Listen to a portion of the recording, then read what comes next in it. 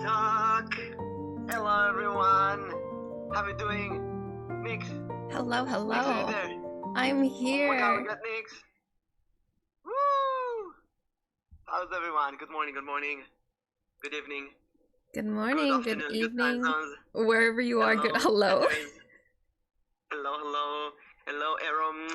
Hello, Nana. Hello, Anton. Hello, Nyx. Nyx, you're in my chat as well. Let's go. Hello, Ella. That gamer. Not that gamer, that gamer.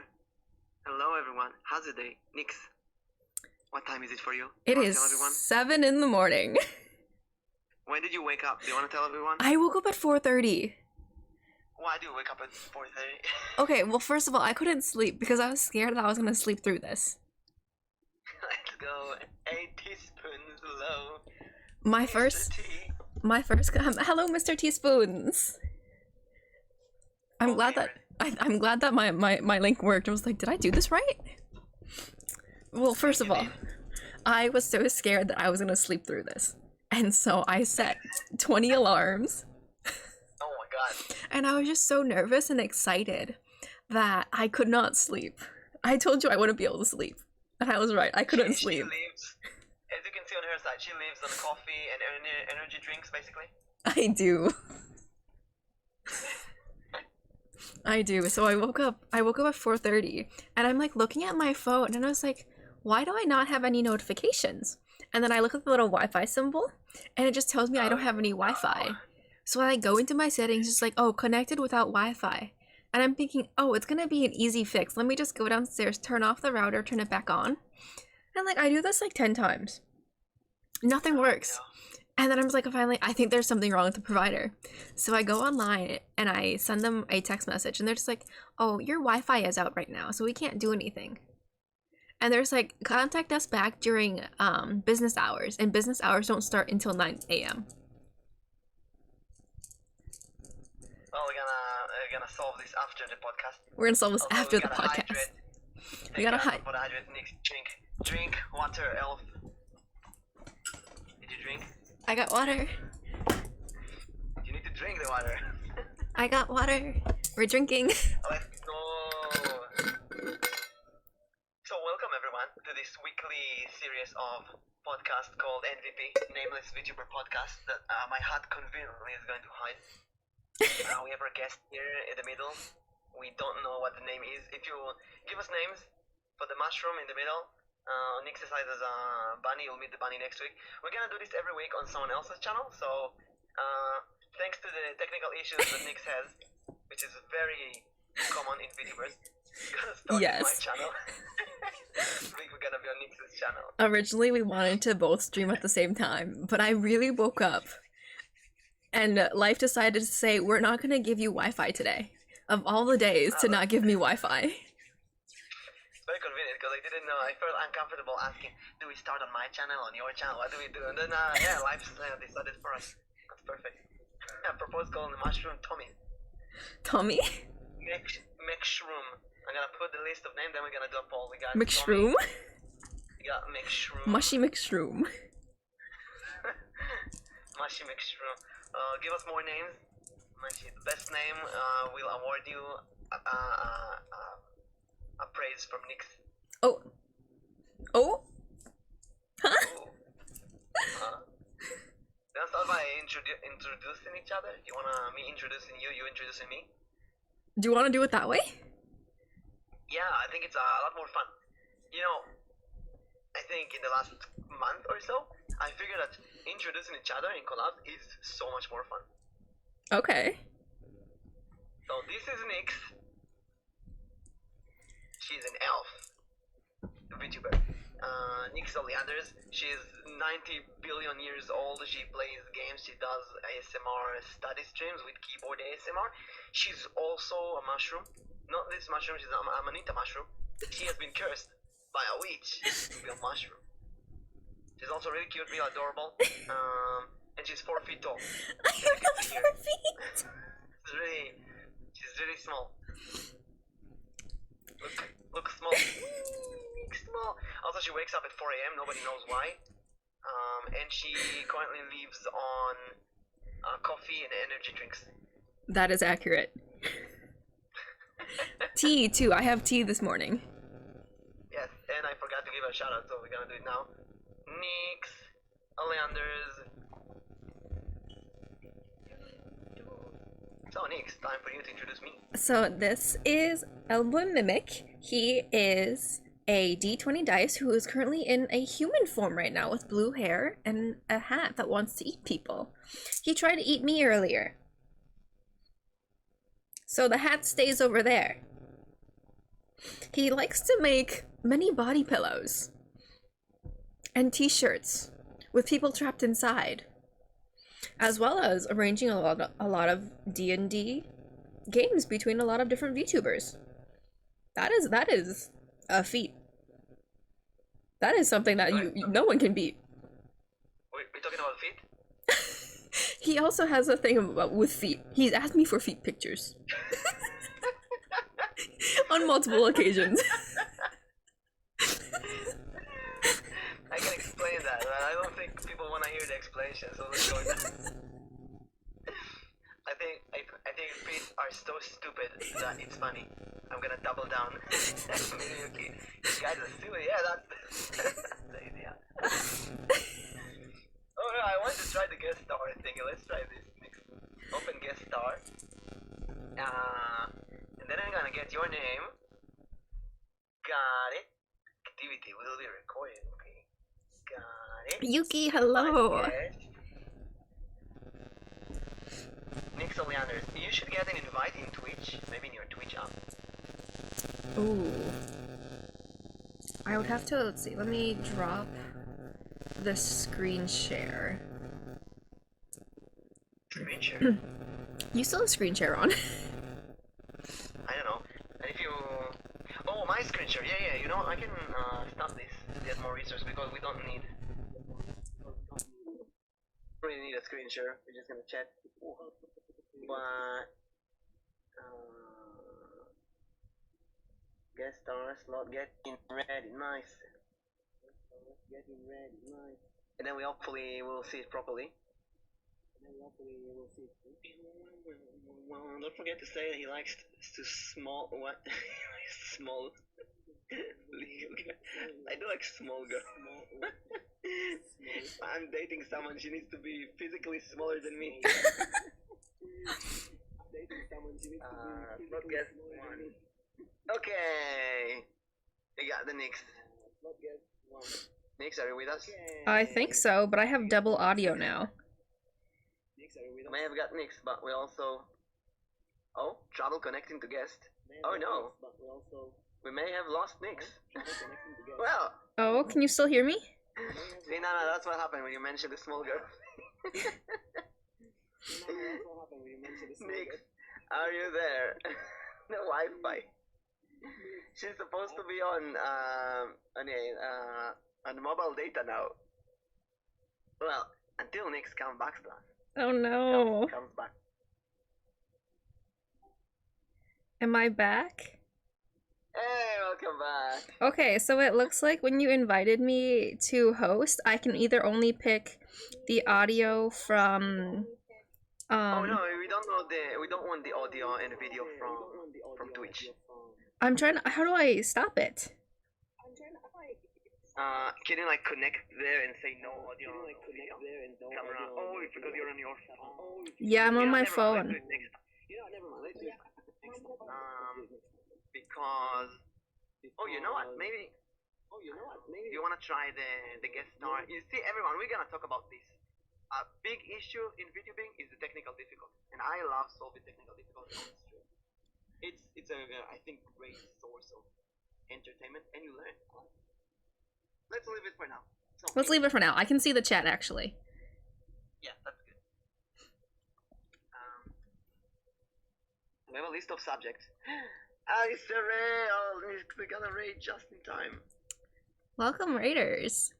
Hello, Raiders! I am Elboim Mimic, a D20 Mimic VTuber doing D&D, tarot reading, and gaming and collabs, and I'm joined by Nyx Oleander, my co-host. Nyx, give us an introduction. Hello, hello, Raiders. My name is Nyx Oleander, and I'm a half light and dark elf who is definitely not a mushroom. Let's go! And this is our first episode in the MVP Nameless Vtuber Podcast. And I think we're gonna start with our first topic, right? Yep, the first topic. First topic is VTuber names. Actually, we're gonna talk about all kind of stuff. And chat, if you have any kind of topics that you want to talk about, just give us. We have a slot for a Joker topic, so we're gonna talk about stuff that you want as well. Let's see. Boing. So, how did you come up with your VTuber name? And chat, please tell us as well if you have interesting stories about your VTuber name. Yeah. So, Nyx, you want to start? So I actually had this question come up recently quite a bit. When I was first coming up with my name, I thought about my lore and what did I really want to come out from that. And so I was just kind of like, well, I'm a half light elf and I'm a half dark elf. What are some names that either mean light or dark? And so Nyx is the goddess of darkness. And so I went with that for my first name as Nyx, as in darkness. And then Oleander, I had a hard time with my last name. I had a really hard time. I was going through different themes. I was looking at flowers. I was looking at poisonous flowers. I was looking at like dark themed or like a light themed last name, but I couldn't find anything. And then I suddenly came upon the last name Oleander, which is a pretty but dangerous poisonous flower. And that's just kind of like a mix of what I am. It's like I'm a light elf whose traits are beauty, elegance, they're in touch with nature, but then it has the twist of a dark side where it's deadly. Nyx is bright, not dark. So you're saying that you're actually you might look bright, but you're very dark inside. Oh, most definitely. Everyone would like to disagree, though. Nyx being dark, let's go. Everyone will disagree with that statement, though. I love the arrow. One day I went into an XXX website and he got the name Arrow. And Anton, extremely small, but also my name is Anton. So, and that looks really creative. I love that. Nyx with light hair. Nyx is a sunflower. Nyx is a sunflower. Let's go. I actually do have light hair right now because I dyed it brown. Like a brownish red, actually. I also told this story recently. I don't remember to who. Maybe Alichi. I had a few really interesting conversations lately with VTubers, and my name comes up a lot, Mimic. So my in real life human name is Michael. And when I was a kid, you used to play pinball machines, and in pinball machines, you can only write the first, or in arcade in general, you can only write the first 3 letters of your name. So it became Mick. Hey, Orion, good morning. Good noon. Good afternoon. So it became Mick, and when I became a VTuber, my VTuber mama, Miss Virus, asked me what kind of model do you want. I had no idea. So I have this giant D20 on my table. I do D&D a lot. So I just told her, give me a D20 model. And I didn't know what to call it. So I thought, you know what? It's a Mimic. That's a D20.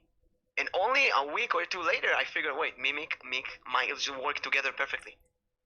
So, Mimic. And Elboim means olive tree in Polish.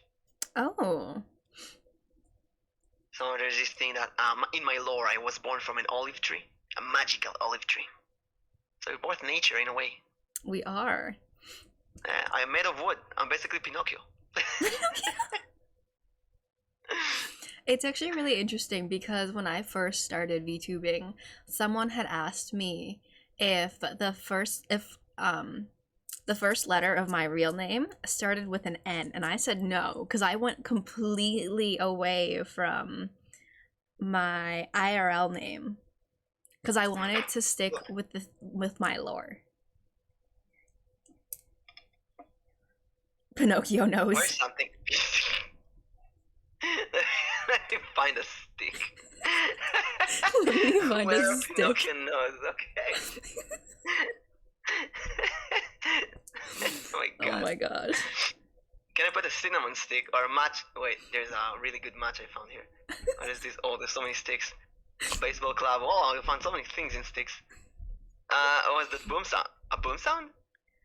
I didn't hear a boom sound. I didn't hear, unless it was my side. Guess my costume.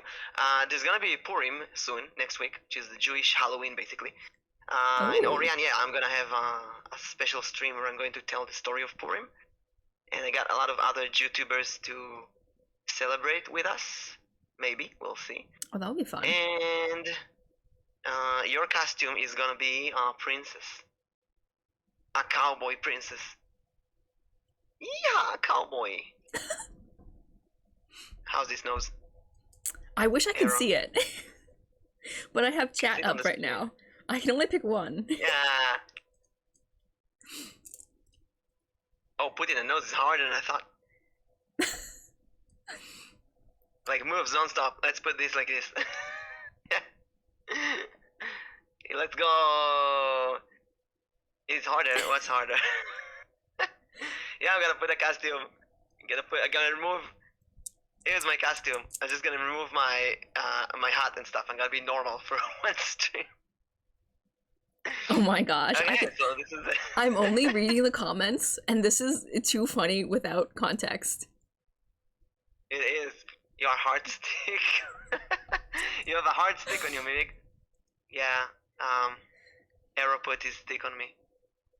You know, this is just I got used to it. This is my streams. This is how it goes usually. In a way, I kinda enjoy it. Oh, we got a nice topic for you. You know what? I think we should start first with the birth of MVP, right? Is that the third next topic. one?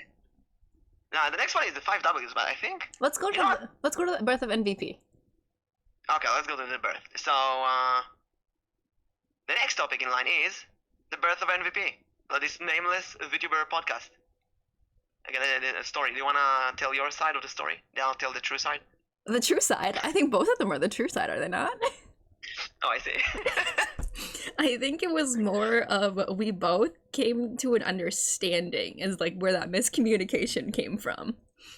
But essentially, Mimic and I were talking, and Mimic had brought up the thought of like he had always wanted to do a podcast, and I told him even before I started VTubing, I like one of the things that I wanted to do as a VTuber was to start a podcast and have guests come up and just kind of talk to them, their process, why they became a VTuber.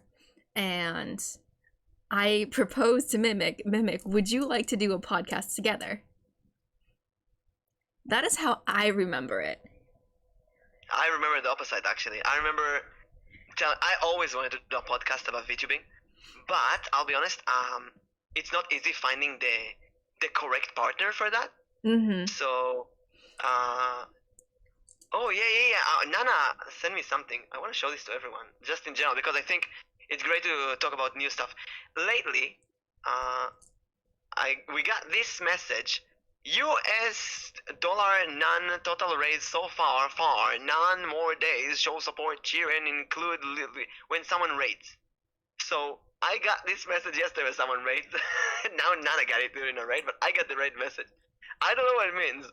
I would assume this is a bug with either Twitch or OBS or I don't know. But you know what? I think it's kind of off topic. I think the best solution for that is to let other people deal with it. I hope that the next update this will just be fixed. Yeah. So about the MVP, I remember I always wanted to do a podcast, and I talked with Nyx. We talked quite a lot last week, I think, or We did. 2 weeks before. And I'm very self-conscious. It's really hard for me to read other people, and sometimes I don't know if other people are enjoying my presence or not. It's a bit stupid when you think about it. And Nyx, she was supposed to go to school. She was driving and she was like, "Let me take you with me." Wait, that was a different day. What's going on? And she put me on her phone and she kept talking with me all the way to school. That was a different day. I forgot my coffee that day. No, and she spilled her coffee on herself by talking to me. Like, really exciting. And I thought, hey, you know what? That's a trustworthy person. She can go. She can go a lot. She can go very far. We can do it. And then I was like, hey, I really want to do a podcast. And she's like, "Oh my god, I wanted to do a podcast before the stream. Let's go!" And I'm like, "Do you want to do a podcast with me?" And she's yes. And that's it. That's what I remember. Like, I remember that I had asked you. But that's just me. I remember that I asked you. Hello, Ella. thank you for the lurk. Thank you for lurking. Well, you know what? Let's remember. Let's agree that both narratives are correct in the timeline or another. In the end, we both agreed to do a podcast together. Yeah. How did we come up with the name? We thought of so many names. We thought of behind the OBS scenes, Ariel. Hi, hello. This is gonna be so funny because you say Ryu, I say Rui because I can't read. She can read and she can retcon her mistakes. If she reads Rui once, she's gonna do it. For Exactly. The rest of the years. I did it for so long before like realizing I said it wrong. I know you're from Street Fighters. Ryu. Hadouken.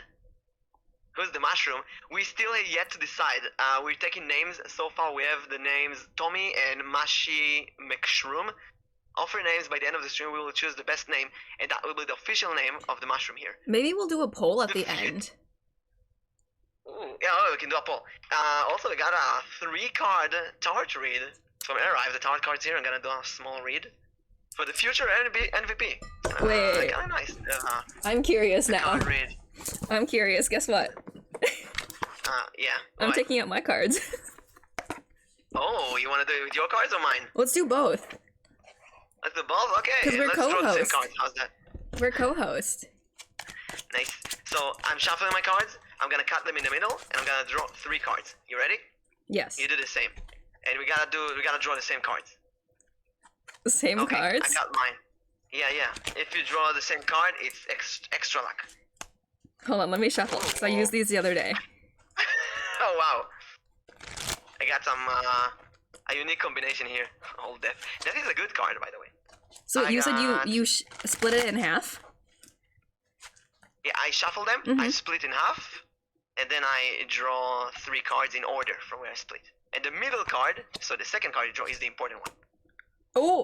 Oh, these are interesting. Oh.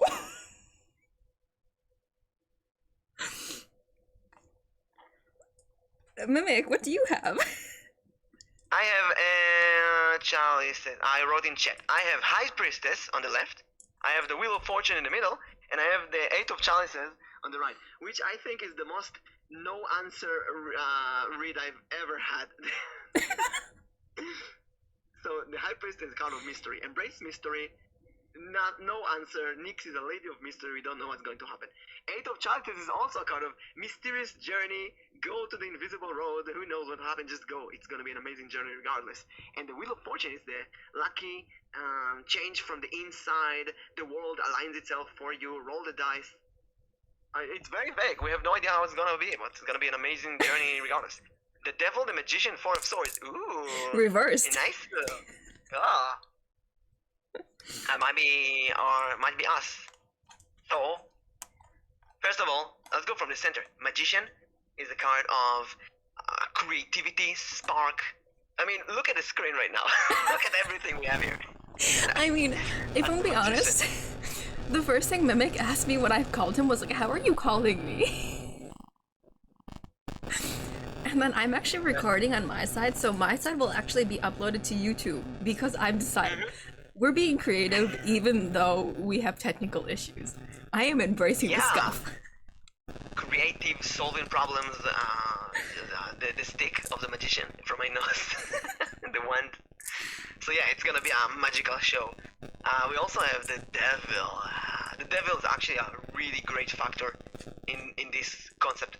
The devil is talking about all the sex, lewd, cancel culture, addiction, attention hoarding, all the bad stuff in the behind the scenes that we are definitely gonna get into that even today.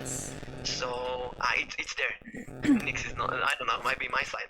No, And no, we have no. the 4 of Swords reversed. So 4 of Swords is a card of taking a break. Reversed, I would say, getting up from a break. Maybe both of us, we kinda took it a bit slow.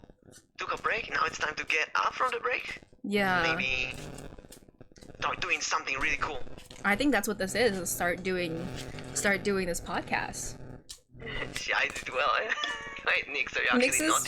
She hides it. This is wait. You guys are outing me. What? Nyx is really naughty. No presents for her in Christmas. Oh my god.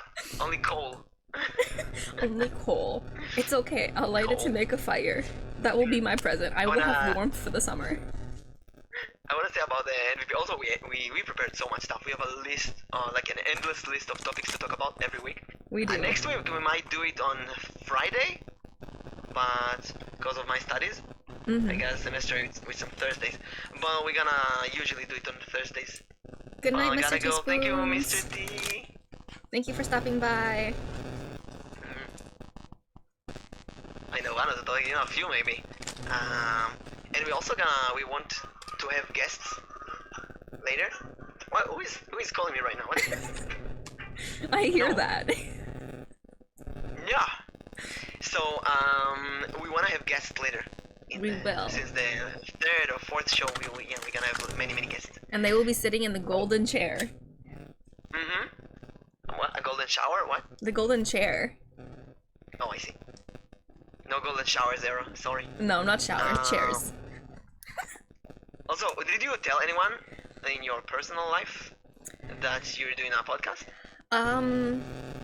It said golden chair, chat. Golden chair. I said chair. God, they hear what they want. Are you saying the mushroom wasn't a guest? The mushroom was a guest for today. That's my cousin. Yeah. Wait. It's your relative? Let's go. Sure. Chat.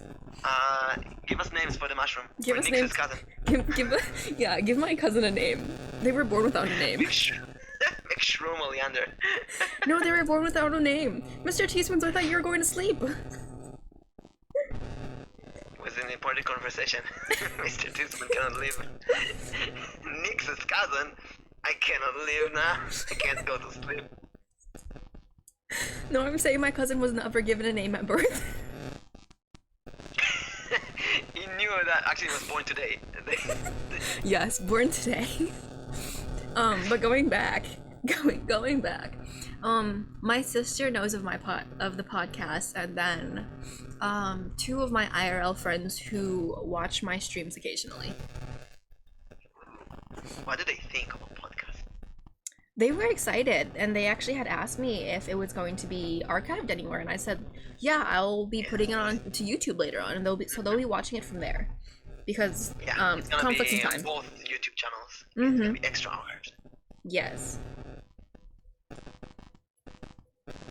As for me, I'm doing psychotherapy for like 5 years now. It's a weekly touch grass in a way, and my psychotherapist, she doesn't really like VTubing. She doesn't understand what it is. She thinks I'm wasting my time in a way, and she doesn't get it. But when I told her I'm gonna do a podcast, suddenly she's like, "Oh, nah, that is interesting because she listens to podcasts. She's into podcasts. Like podcast, that's an important thing." That's so interesting. Yeah. That's so interesting. Streaming, she doesn't get the concept of streaming. But podcasts, that's like radio, it's like the media, it's perfect. But that's no different than what streaming is, because the only difference is like you're streaming one with like either a face or a character, but you're in the end, if you think about it, you're only listening to the person. Because sometimes people will put on a stream and they'll just listen. They don't actually watch it. They listen because they enjoy the person. Yeah, imagine your psychotherapist hearing your podcast. Yeah, we're gonna all be psychotherapists of each other. Because at the end of the day, she doesn't even know what Twitch is. She's of a different generation, and I don't blame her. My parents don't get that as well. I get that. My parents originally, they were very shocked when I went into VTubing, but then they were surprised about my initial success. Success in the sense, they are very supportive, and some days they'll ask, "You're not streaming? Why aren't you streaming?" Or the other day, I was playing Phasmophobia with a few people, and my mom decided to open the door, and then look inside, and then leave, and then laugh. So cute. At the beginning, they weren't supportive, but once... My two brothers, two of my brothers are working in high tech, so they know what streaming is. They're very familiar with that. And many of my friends know that. So sometimes they pop in. I have some friends and family members who go in, but the parents, they just don't. Different generation, they don't get it. Yeah, it's hard to explain sometimes. Because one, it's generational, but two, if they don't understand it too, or if they choose not to understand it, then that's another thing. Because right now, my sister is actually about to debut in a few weeks too. And after... As a VTuber? PNG tuber. She just does... hydrate. Drink, Nyx. Drink your coffee. I'm drinking tea this morning. Ah, tea's good. We got tea. I'm streaming, who cares? So when your sister debuts, we're gonna give her all the shoutouts. Yes. So originally she was gonna do a test stream today, but we'll see how our internet goes. Oh, right, don't have internet. Yeah. Imagine your psychotherapist gives a sub just to tell you to wake up. That would be meaningless. I'm giving money to her. Yeah. But yeah, like, right, so, my sister is gonna start streaming soon, and the funny thing is, like, after I started streaming, my parents asked my sister when she would be doing it. That kind of shows, like, the support there. That's great to have support for that. Mm-hmm. I remember talking about support, 10 years ago, 15 years ago, even. Another hydrate, let's go. Another one? Thank you, Cocos. So about 15 years ago, I was really into lucid dreams. I was doing my best to get into lucid dreams, and I had a website. I taught lucid dreams. I actually did courses teaching other people how to lucid dream. And I remember a lot of people that I talked to, including my family members, were really... Yes, please don't drown us. I want them to. Please don't drown us. I have a lucid dream naturally. Let's go. Now you know. Maybe I'll do one day a stream where I teach lucid dreaming. But I remember it was really hard because many people around me were demotivating, in a way. I would tell them about lucid dreaming. I remember people telling me stuff like, maybe you're just imagining you're dreaming, maybe just you've been dreaming that it was a lucid dream, and really demotivating. And whenever someone tells you something like this, the next day, like a week, you cannot do lucid dreaming. But if someone goes and say, oh my god, that is so amazing, please teach me, then the next day you have a lucid dream.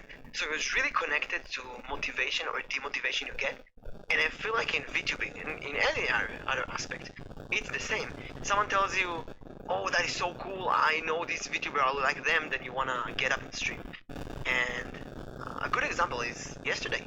I played Fall Guys for the first time. I didn't care for Fall Guys, I never played it. But then, 2 days ago, Peony-chan, Peony Astria, streamed Fall Guys. And she was like, oh Mimic, you gotta play Fall Guys, oh my god, the game is so fun. And she kept praising me as a streamer on her stream. And it really motivated me. I was like, oh my god, what is going on here? So the next day I was like, okay, I'm gonna play the game that Peony-chan played. And I think, yeah, sometimes we're not aware of how much small praise and motivation can help. That's why I try to motivate and praise everyone I see. Is that why you have so many praise redeems? Yeah, I have the praise redeem and the love confession redeem and the kiss redeem, all of this too. We're gonna talk about this a lot. This is something I'm really into because I'm doing a master's degree in political sciences and public policy. And my term papers are really about Japan and VTubing a lot. And I'm talking about this echo chamber. Whatever you do, you surround yourself with the same. So, example, Factoidal Dragon just redeemed praise. So I'm gonna say, Factor, you're amazing, you're a super talented person. Factoidal Dragon made a preview video for me in Aero yesterday. It's such a story, like 40 minutes. Super talented, super supportive. And now, everybody hears that, right? One day, I love confession to Nyx, let's go. Again? Thank you, Nana. One day, when I'll be sad, Factorial Dragon might give it back, you know? It's not something that, it's not like I'm waiting for Factorial to do it, but in general, I'm going to spread love around me. Love will return. And we're gonna talk a lot about lootubers because I believe that lootubers, which I'm writing a term paper about right now, lootubers are surrounding themselves with creeps. So they get an echo chamber of creeps in return. which is an interesting concept. But first, Nyx, are you ready for the love confession? Always. Hello, Nyx. Since the Hello, first time Nick. you told me you want to do a podcast with me, I was enamored, mesmerized. I thought, oh my god, I get to do a podcast with the most precious and beautiful mushroom elf I've ever seen. Let's go. I held my feelings towards the first 17 shows. Until then, I won't be able to stand it anymore. I will have to say it properly. Nyx, I love you. Aww. Please be my pet. What? I mean, bye. Let's go.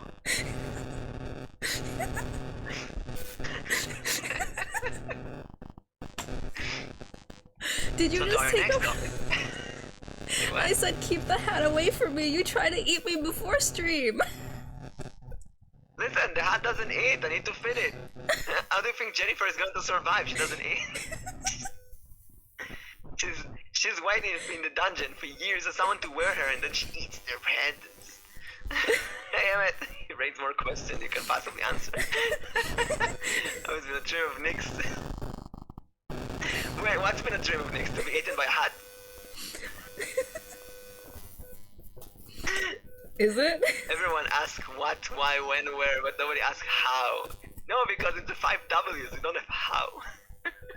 Oh wait, did we switch to that already? Yeah, now. Are you ready for the 5 W's of VTuber? Yes.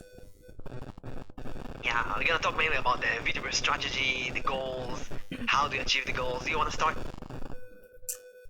Yeah. So the 5 W's of VTubing. Who, what, why, when, and where. I guess like I yes. think we kinda covered the who in the introduction. Did we? You said who you are. Oh, you also wanted to talk about maybe who's your inspiration as a Yeah, VTuber? that's what I was like going off of yesterday. Is like who inspired you? Like why? So yeah, so that kind of goes into like who inspired you? Why are you a VTuber? Why specifically a VTuber? And we can think of the what, when, and where. So You gotta stretch. You gotta stretch it. I gotta stretch. Redeem. You'll have to tell me because I can't see these redeems. But I will Oh, okay. stretch. Then no, redeem. Stretch. Stretch. Oh, I cracked my back. Let's go. Back-breaking speedrun. So I actually kind of had two inspirations of people. One of them is actually another VTuber, or corporate VTuber. I'm fine with saying their name. I'm fine with saying their name. So the person who really like inspired me to really push myself. No, Alban Knox. Alban Knox from Noctix and Nichi Sanji. Oh no! Oh Nox. Okay, Nox. Mm-hmm. And the reason for that was because I was in one of the membership streams, and I don't attend them too often. It was just I happened to be free at the time. I was studying. I thought I'd listen while I do some work, which is what I normally do. And I was listening on the membership. Are you talking about the Chinese VTuber from Nichishani, Nox? No, Alban Knox. How do you spell that? Let's see. Alban. Alban. No. Oh, Nox with a K. Oh, this one. Yes. Alban Nox. Yeah. Alban Nox. Right. Yes, and so one thing he had said was that really hit me was the reason why I stream is the same reason why you guys watch me. I will forever remember that sentence that he said. I will forever remember it because during that time it was just kind of like I was very lonely because I wasn't able to see any of my friends because everyone was just so busy with their lives that I really only went to school, went to class, studied, came home. Very minimal interaction with anyone. Real voice? Robotic We Nyx? got the robotic Nyx because of Wi-Fi. We got the real voice. Oh. Let's go. But Keep going. that was like one of the reasons why I went into streaming. But another thing was something that my sister had said. My sister had said, other than our Wi-Fi, what's preventing you from streaming? And I literally said, our Wi-Fi and time. Oh, well, Nyx redeem? See, I would have redeems on my end, but that's... Wi-Fi's not working.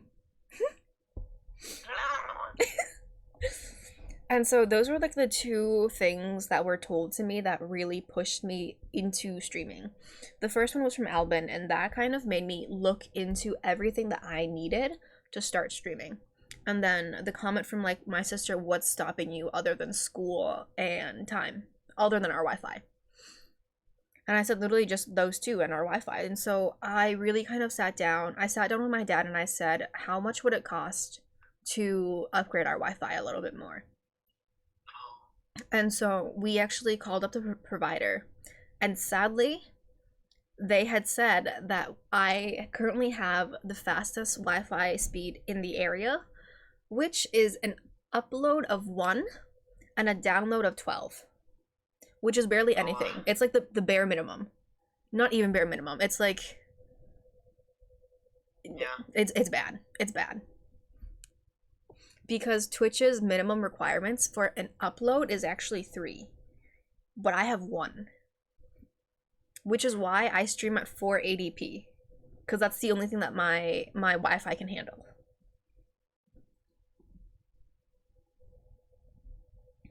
But you're managing, you're doing it, and I think that shows to everyone that even with technical difficulties, you can do it. If you can sit down, if Nyx can do it with her from her forest with her wood Wi-Fi, you can do it too. Honestly, anyone who says that they cannot stream because of their Wi-Fi, literally send them to me. I will show them my upload and download speed, my videos, and I will tell them it is possible because I am beating Twitch's standards of a minimum of 3, where I have 1. And anyone who says that they can't stream because of the computer is not strong enough, I have the first generation of i7 CPU 950 that is from 15 years ago. I have an ancient computer and it works fine, so you can stream. Yes, you can stream. Your CPU or delete whatever, just close whatever, so you can't have the tits up and stuff like that. Just VTuber Studio eating 90% of the CPU power.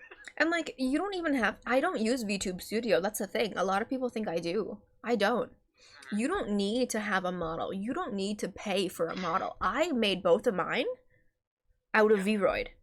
All it took... PNG is good enough. And yeah, PNG is good enough. My sister is going into PNG because she just doesn't want to buy a video camera. Even people who want to just do voice tubing, who just want to be a voice tuber, if you just don't want a photo, nothing, there's people who are really successful at that as well. So that's the whole... Oh, I'll say what's my inspiration are actually... Well, the whole Life Myth girls, obviously, Gura, Kiara, Ina, Kali, and Ame are a very big inspiration, as well as Nyanners and Iron Mouse from Vishojo. But even before that, there's Japanese VTubers from 2017 and 18 that inspired me, like Kizunai, Nekomiya Hinata, Hime Hina, still a huge inspiration to me, and Mirai Akari, Deno Shoujo, and so on. I watched these Japanese girls stream because I wanted to see girls play video games, and it almost didn't exist. And I thought it was really cool to see them with these beautiful, gorgeous, cool models. Back then, they didn't have boobs physics because it wasn't the thing. The thing was having fun with this cute avatar, making anime a real thing. And they're still a great inspiration to me. Still trying to be more like the Japanese original VTubers and less of the modern crazy Twitch VTubers. But you know, Twitch gets the crazy out of you. Right? A 3D model takes a decent chunk of CPU in my experience. Yeah, is actually able to be a fantasy car. Let's go. Arrow. Actually, one thing that Mimic and I did talk about is, yes, OBS is good, but at the same time, Streamlabs, it can also be good depending on the specs of your PC. because there are people who cannot run OBS. It will crash their whole system. Whereas Streamlabs will crash their whole system. So it really depends on the specs of your PC and which one is more compatible. Because I know someone who just switched over to Streamlabs because OBS was crashing their PC. I started with Streamlabs because it was easy, just install and stream. Later I went to OBS and save about 20% CPU. So if you can use OBS, I think it's better, but it's a bit more complicated. You need a bit more YouTube guides to understand how to make all the scenes, and there's a lot of technical stuff that you need to learn to be a VTuber. It's not easy. You have to deal with like 7 different apps working at the same time. I have now OBS, Discord, VTube Studio, there's Chrome with the list of topics. I always have a text file with all the stuff. I have an asset library so I can put everything here. And then in OBS, I got the browser source for the chat. We got all the PNGs that you see here on screen. It's not like you see the microphone here. It moves. It's not. It's like a setting in a TV show. You have to actually go and manually put everything there. And Nyx's PNG jumps when she speaks, and my model. It's not easy. There's a lot of stuff that you don't know how to do until you just drown in the swamp and learn how to do it. And you have to deal constantly with stuff and technological issues like Nyx waking up this morning and having no internet. Embrace the scuff. Figure out your ways around it. Figure out, like, I had a backup plan. I knew as soon as I woke up that my internet wasn't working, and I knew that chances were I would not be able to stream. And so I was thinking about, okay, how can I still record on my side? And we figured it out. It might not be the greatest in quality, but it's possible still. Yeah, you got a great solution. Ever says to be a VTuber, you need to be an entertainer, editor, artist, social media, and more. Yeah, that's completely correct. You need to know editing music, editing video, editing image editing. You need to work on multiple social medias like Twitch, Discord, YouTube. Manage a Discord, a society, a community, TikTok if you want to, Instagram, and it's really YouTube archive. It's really endless, and you learn all that over time. I've been doing that for 8 months. How long have you been a VTuber? So I debuted back on December 21st of 2022. So it's been a little over 2 months now. However, 9 months actually. However, if we were actually talking about how long I've been planning all of this, I started back on October 31st of 2022. So you prepared things? I prepared a lot of things in advance so that the day that I did start to stream, I would have everything set. I just jumped into the ship, and it took me 2 months to understand what the hell is going on and start collabing with people. That's kind of how long it took me.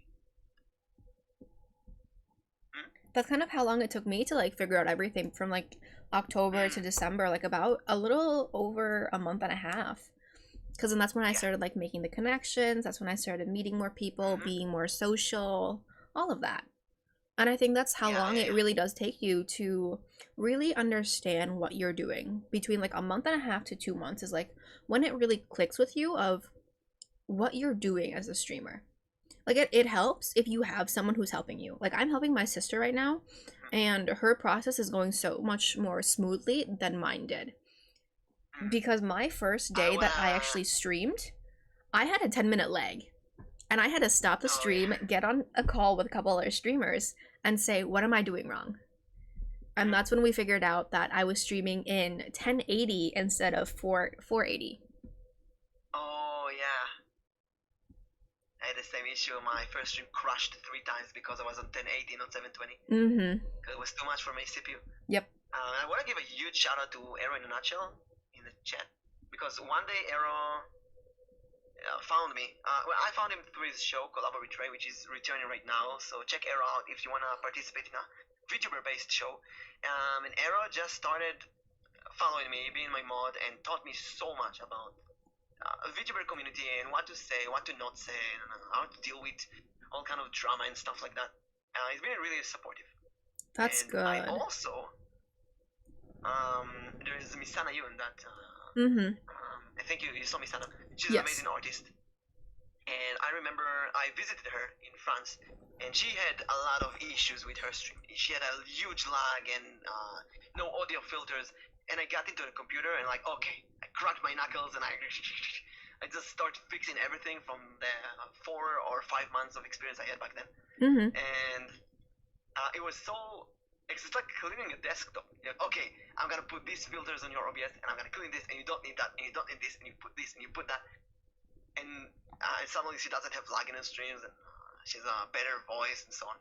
And everything is just from YouTube videos. Go YouTube audio settings. Yeah. YouTube, how to deal with X, and then you see how to deal with X. How to deal with Y, you see how to deal with Y. Mm-hmm. That's honestly kind of how I figured out like my audio settings too. Like I had other people help me like figure out the initial audio settings, but then like once I started doing a lot more horror streams and actually screaming, I had to figure out like what is like the good amount of like what are the filters that I need to use to make sure my viewers don't go deaf? Mm-hmm. And you don't peak like crazy, going. Yeah, I've had that happen a few times, and it's okay to begin with, but it kind of gets to you after a while when you go back and you listen. Like, you kind of wish, like, you could hear the whole thing, and now, like, I've actually, like, fixed that issue. You hear the whole scream from beginning to end, but people don't go deaf. And a huge shout out, going back to the praise earlier, Factoid, thank you so much for the compilations. You were extremely talented. Oh yeah, he's super talented.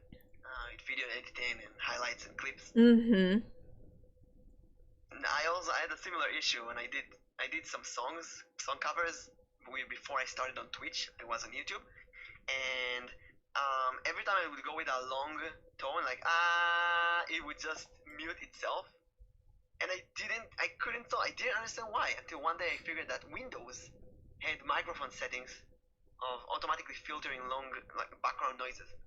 And I was doing one long note, it thought that it was a background noise. Thank you for the hydrate, Nyx drink. Again? Mm-hmm. They're trying to drown the host. Yeah. Small sips. I'm lucky because in real life I've got a friend that studies broadcasting who just sent me a bunch of recommendations on how to set up audio to be super good. That is amazing. That is amazing, nice. Emmett. So good. There's never enough hydrateness. Yeah, I love hydrating VTubers as well. I'd like to disagree because I had to put a limit on my hydrate in my stream because within a 3-hour stream, I went back and I counted. They used the hydrate button 46 times. Not enough. Rui was there. Rui can attest. The amount of hiccups I had afterwards. Yeah. Rui is my top hydrator. He always goes hydrates.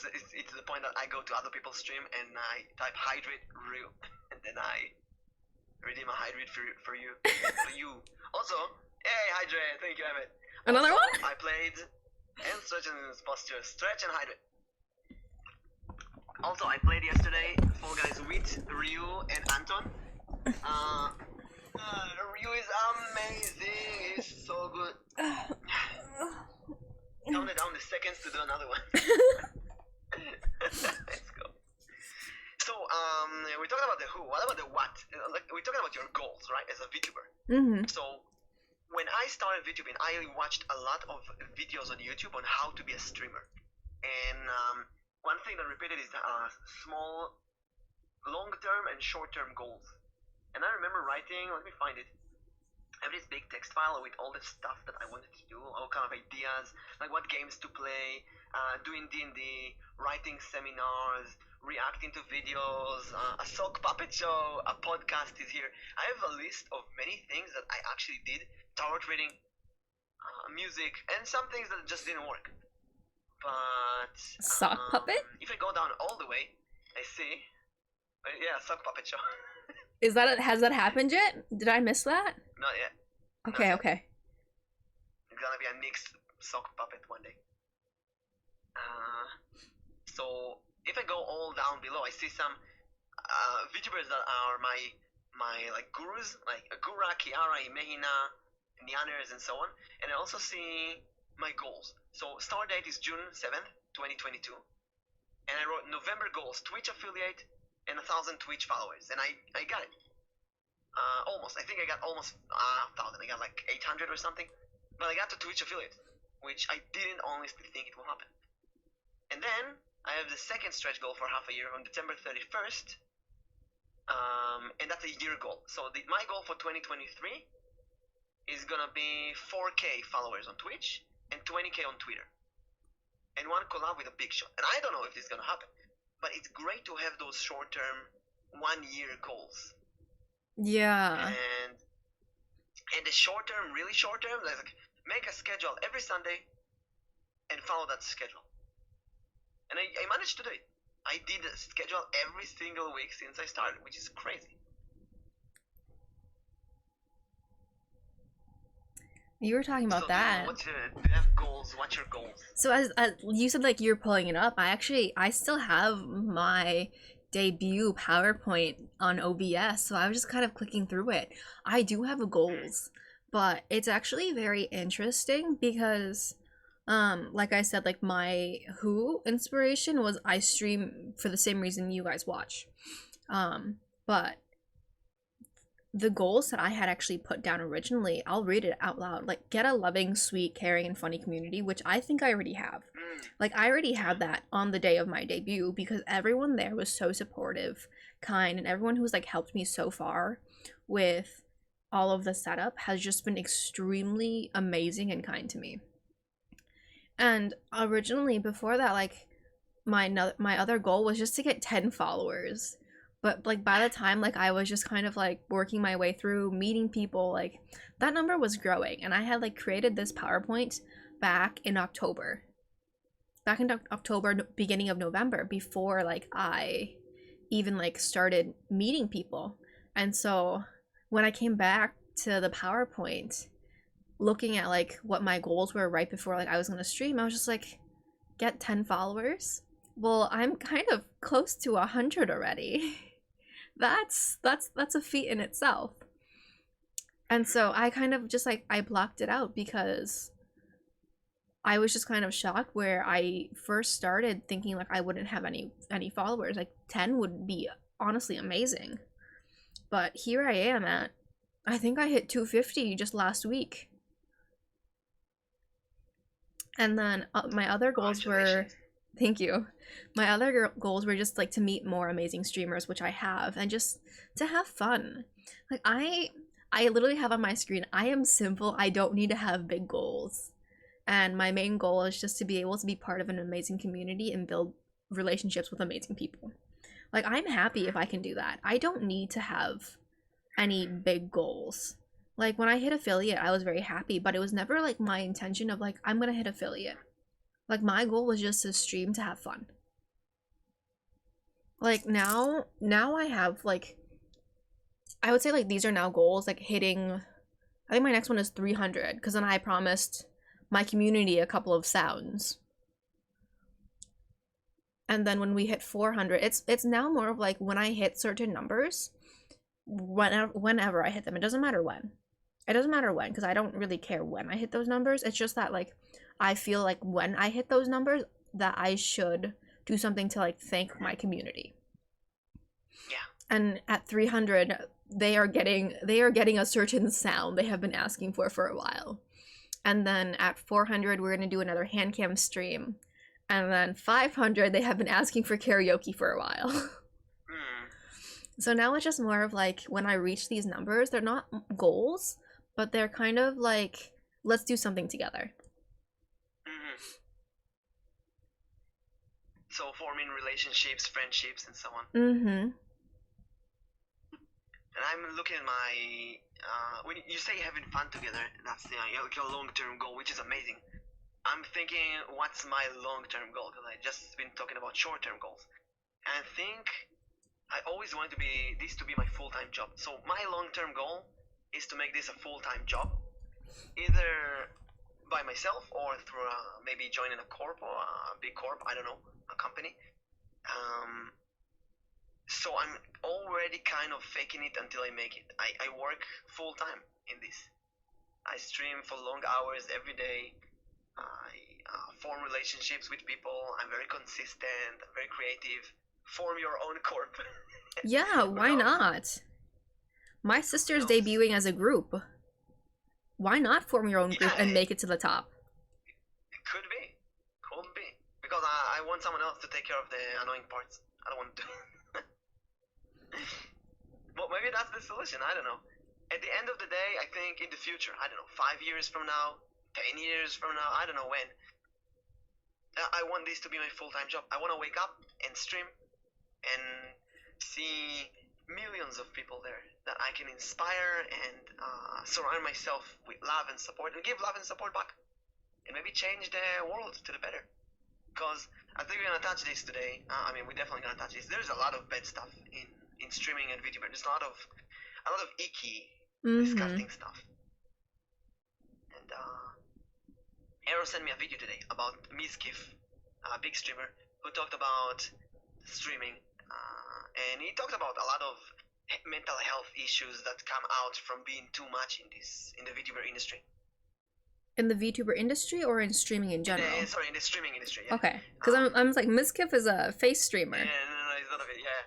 So, regardless if you're a VTuber or not, being in a streamer, in a Twitch environment, which is very competitive, it will make you feel bad sometimes. Hey, Spade, good morning, or good evening, good time zone. Good morning, good evening, good afternoon, good night, whatever it is. Welcome. Welcome in. So I think we talked a bit about the who, the what, and the why, which is the goals. What about the when? Why decide to be a VTuber now? Okay, so this is actually... Why not a year later? Well, first of all, Wi-Fi. But actually, it's very interesting that you asked that, because had I started any earlier, I would not be a VTuber. I would be, as we call it, a flesh tuber. I would be streaming with my face. That is if I had started when I built my PC. Because I built my PC knowing that I would be streaming one day. And so I got the microphone, I got the camera, I got everything that was needed to stream. My downfall was my Wi-Fi. Because that was when the Wi-Fi was like an upload of 0.5. And so it was, at that point, it was physically impossible. Unless I wanted to stream at like 144p. Which was not it. But I had wanted to stream before the pandemic started. And so, because I wasn't able to do so, I kind of just like pushed everything off until like I really hit a point where I desired to stream. And so that's when I really started looking into everything, because I was devoted. Like, I really wanted to. So I really put my time and effort into searching everything I needed, all the programs, software that I would need. And that was like that was after I had discovered VTubers. Because it was after a point where I realized I don't want my face on the internet. Why not? So this will actually go into like our other conversations, but just kind of like harassment. I've been followed home before. I see. I've been followed home from work before. It's not fun. Yeah. It's something that I think it's unfair to even discuss that kind of thing with me, because I think I've never experienced something like that, being followed home. I don't think I will experience, because of two reasons. First of all, I'm a guy. Let's be honest. I'm less threatened, I believe. And second, I live in Israel, which is much safer than America. Let's also face it. Yeah. I cannot imagine, maybe I'm still innocent, I cannot imagine, I mean, I reveal my name and my face all the time. I do face streams every once in a while, and I cannot imagine someone seeing that and following me home for those reasons. That I'm a guy, and that I live in this small country where everybody knows everybody. I don't know, it just doesn't make sense to me. I never experienced anything like that. Well, when I visited America, I remember the Americans. It was one Saturday, and one of the kids wanted to go to visit another kid in the street, same street, and the parents the dad had to go with the kid and take them to that person's home. Now the kid is 12. Yeah. And I think, what, 12-year-old need a parent to go with them? Why? And I asked why. Because in Israel, 8-year-old, you just go on buses, you go everywhere, like wherever you want. And he said because kids are getting kidnapped in America, and it's something that obviously it happens in Israel, but it's so the numbers are so different that it's something that I cannot imagine someone following me home. That's what I'm saying. Yeah, and it's kind of like if you compare that like to Japan right now, like Japan, they have their kids going grocery shopping for them at like 4 years old. Oh, that's really crazy. And over here, just kind of like we have kids who are being kidnapped at like 1 years old, 2 years old, and that's like why you can't let your children like go out alone anymore. It's funny that you say Japan because the most cases of VTubers or idols who have been attacked are in Japan. So in Japan, there is a serious issue of idols or VTubers who are actually being followed or even attacked by crazy fans. There was one who was stabbed and got scarred in her face forever. Oh my gosh. An idol, in the idol industry, which is very rough in Japan. Yeah. And there was another one who got really harassed so much. And there's a few VTubers who have been harassed heavily, Japanese VTubers, and had to graduate. There's actually news, Pikami, the Voms VTuber, yesterday announced her graduation, and some people believe it has something to do with harassment from recent games that she chose to play. That has been magical games that maybe we shouldn't speak about here right now. Yes. This is one of the things that we said we would not. Harassment and doxing and so on, and maybe it's burnout as well, because she's been a VTuber for like 4 years, I think 3 or 4 years, and that's a lot. It is a lot, especially since like a lot of people, they go into streaming not knowing how long they're gonna be streaming for. Some people know it's gonna be a lifelong thing. Some people know that it's just a hobby that's going to last a few years for them. Or there's some people who they think it's gonna last a few years, but then they change it into their career. Like you can't know. You don't know the future, and nor can you predict it. I think I'm gonna do this forever. I don't know if I'm gonna do this as a VTuber forever, because the few streams I did with face cam, I really liked them. I really enjoyed them. But when you do a face cam, you need to take care of so much stuff. How you look, your hair, your teeth, your eyes, your background. You need to take care of the lighting. And it's like, it's so much to worry. And when you're a VTuber, you're like, hey, smile, face, everything is perfect. Yeah, and also, like... you get to be an anime character and put googly eyes on you. Exactly. And there's been a couple of like streamers I've watched, and they said they were jealous of VTubers because they can just roll out of bed and start streaming. Whereas when you stream with your face, you actually have to get ready and make yourself look presentable. Like, I rolled out of bed this morning trying to fix my Wi-Fi. I'm still in my pajamas. You're in pajamas? No. I'm still in my pajamas, and look, I'm comfy. Let's go. I'm also in a pajama. And that's like one of the reasons, like, you get to be comfortable no matter if you're showing your face or not. Like, as a VTuber, you get all the comfort that you want, because I wouldn't say you're hiding behind a face, but you're doing what is most comfortable for you. And it's very convenient. The cost is that there's so much more technological stuff that you need to deal with. I would gladly get rid of VTube Studio, replace it with a camera. It's so much more convenient. That's true. Making sure that, where to put the microphone, where to put the I have so many issues in where to put the camera so it reads my lips when I speak. And that's like glitch every time I move behind a microphone, like, now I can't do it. I randomly glitch and it's so annoying. If I wanted to be naked in the summer, I would. If I want to be in a warm pajama in the winter, I would. If I want to stream without people knowing I'm depressed and did not sleep at all, I can. Find myself streaming more as a VTuber than a Flash tour because of all the preparation you need. I would just not stream. Yeah, that's correct. That's correct. Yeah. What was it? I think was it Ella?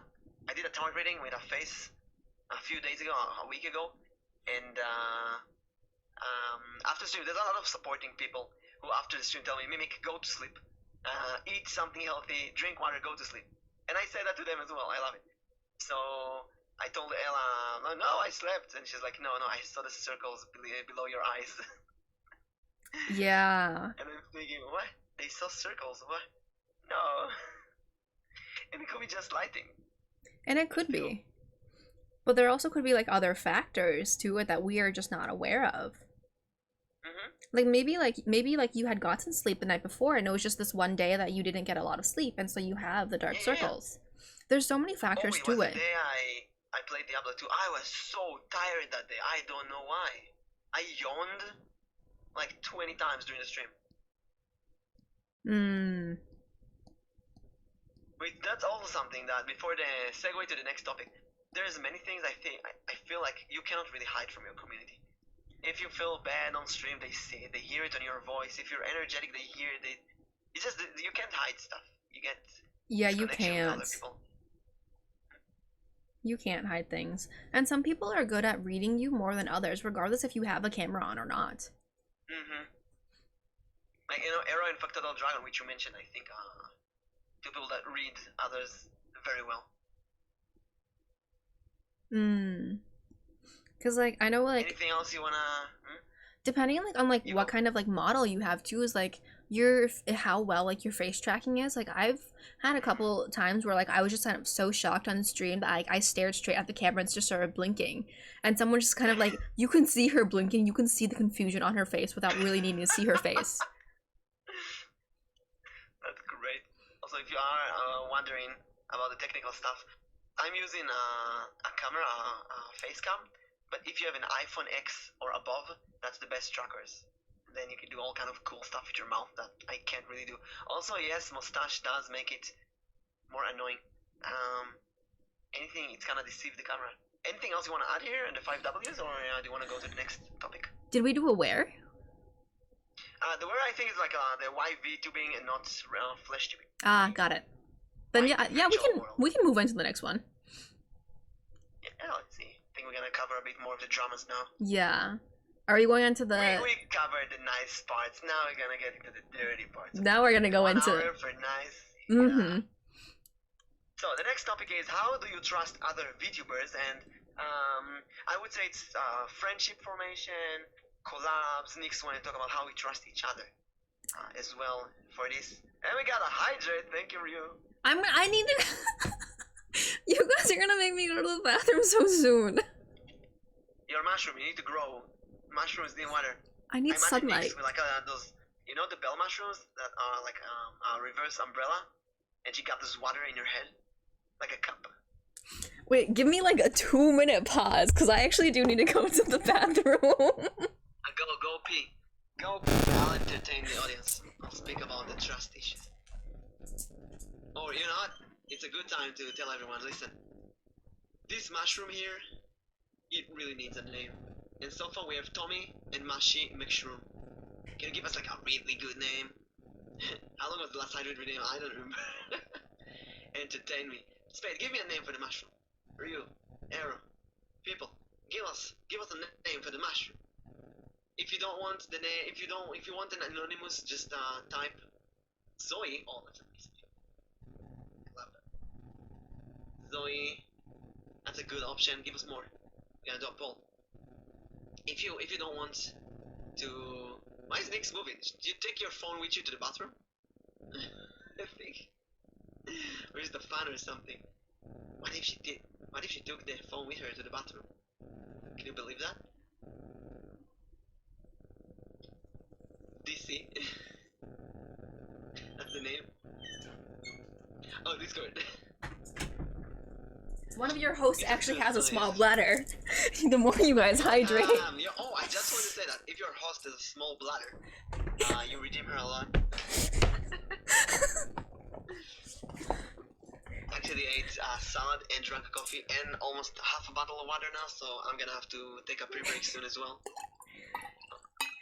before that, are you Let's continue. back? Are you with us? Yes. Did you take the phone with you to the bathroom? No. So I didn't hear what you said. No. Oh, we talked about your small bladder. Ah, okay. We got one more name for the mushroom. Zoe. Zoe? Oh, Zoe. Zoe Oleander. Or Zoleander. Zoleander. And John, let's go. Thank you, Spain. Zoleander. So, trust issues. They want to start with trust between us. Yeah, because I think, as you mentioned before, like, to be able to even do this podcast, the amount, Bob, the amount of trust we have to put into each other to even get this off the ground was a lot. A lot from you mean? For both of us. Because okay, here's the thing. I, on one hand, have a lot of trust issues because I've been bullied heavily in school. At the same time, I'm like a puppy. I immediately go on someone and give them 100% of my trust. So I'm like weird in that concept. So the moment you took me with you to school, I'm like, okay, I can trust this one. But that took a while because we had known each other for a little bit already. Yeah. Actually, Nyx, when she chased me, which is usually not the way it goes, she was like, hey, we're gonna collab every week. And I'm like, okay, I don't even know that person, but let's go. I like the confidence, I like the energy. There's one thing I think that really bothers me in this community. And that's many people. We are adults, right? Yeah. The vast majority of YouTubers I know are 20s and above, 18 and above. Some in the 20s, some in the 30s, and it really bothers me when a VTuber who's an adult is acting like a little child in the regards of responsibility. For example, canceling a collab an hour before a collab. You have no idea how many times it happened to me. Canceling a collab and then ghosting you. Not even giving a reason. Ghosting, and later they give the most colorful, unique reasons. I went to the hospital, I was depressed, I forgot, I didn't wake up. But a billion things, right? Mm-hmm. If I, God forbid, cancel a collab with someone for the first time, for example, I will call them in a voice chat. I will explain. I will do everything I can to reschedule in a perfect time for them. That's like basic responsibility, I believe. It is. And when people just ghost you and don't answer there was someone that is we're gonna say that a lot. Here's a story that happened to a friend at work, to my friend at work. So that friend really wanted to collab with someone. And he sent them Alichi! Oh my god, Alichi is a great example actually. Alichi had to cancel collab with me twice because of her computer issues. Now, at this point, I don't know what's the real issues, what's wrong. So Alichi sent me a picture of a broken computer and she was so apologetic. I was like, okay, she really couldn't help it. And she wants to fix this. So we managed to schedule a collab later in the same time next week, and it worked. And we had a wonderful collab Saturday. Mm-hmm. And I never cancel a collab. Thank you. But you never know what happens. Like Nyx this morning didn't have internet. What can she do? Is Nyx gonna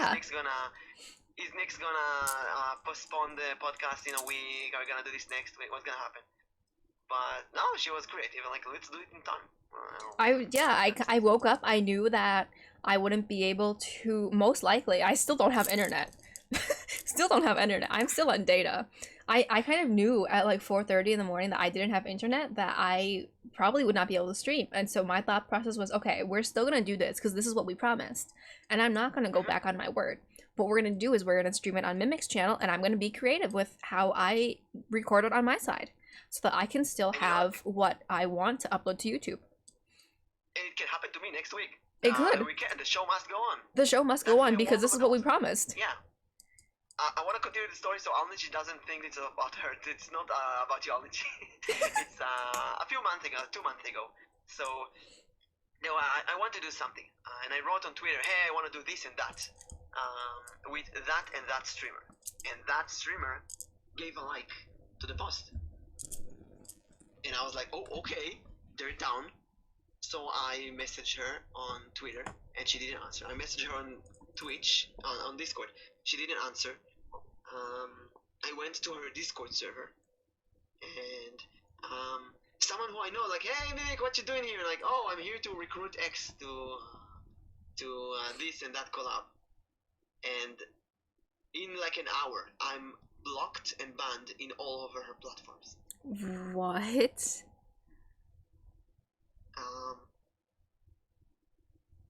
And it's someone that we kind of talked with each other in no, it's not the only team.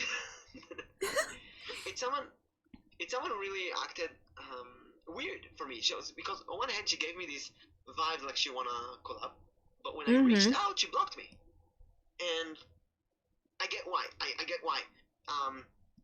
Maybe there are other people who harassed her. She thought, oh no, this guy doesn't leave me alone. But she didn't answer. She didn't tell me, hey, I don't want to collab right now. Hey, I don't have time to collab right now. Hey, thank you, but I'm only collabing with this and that people.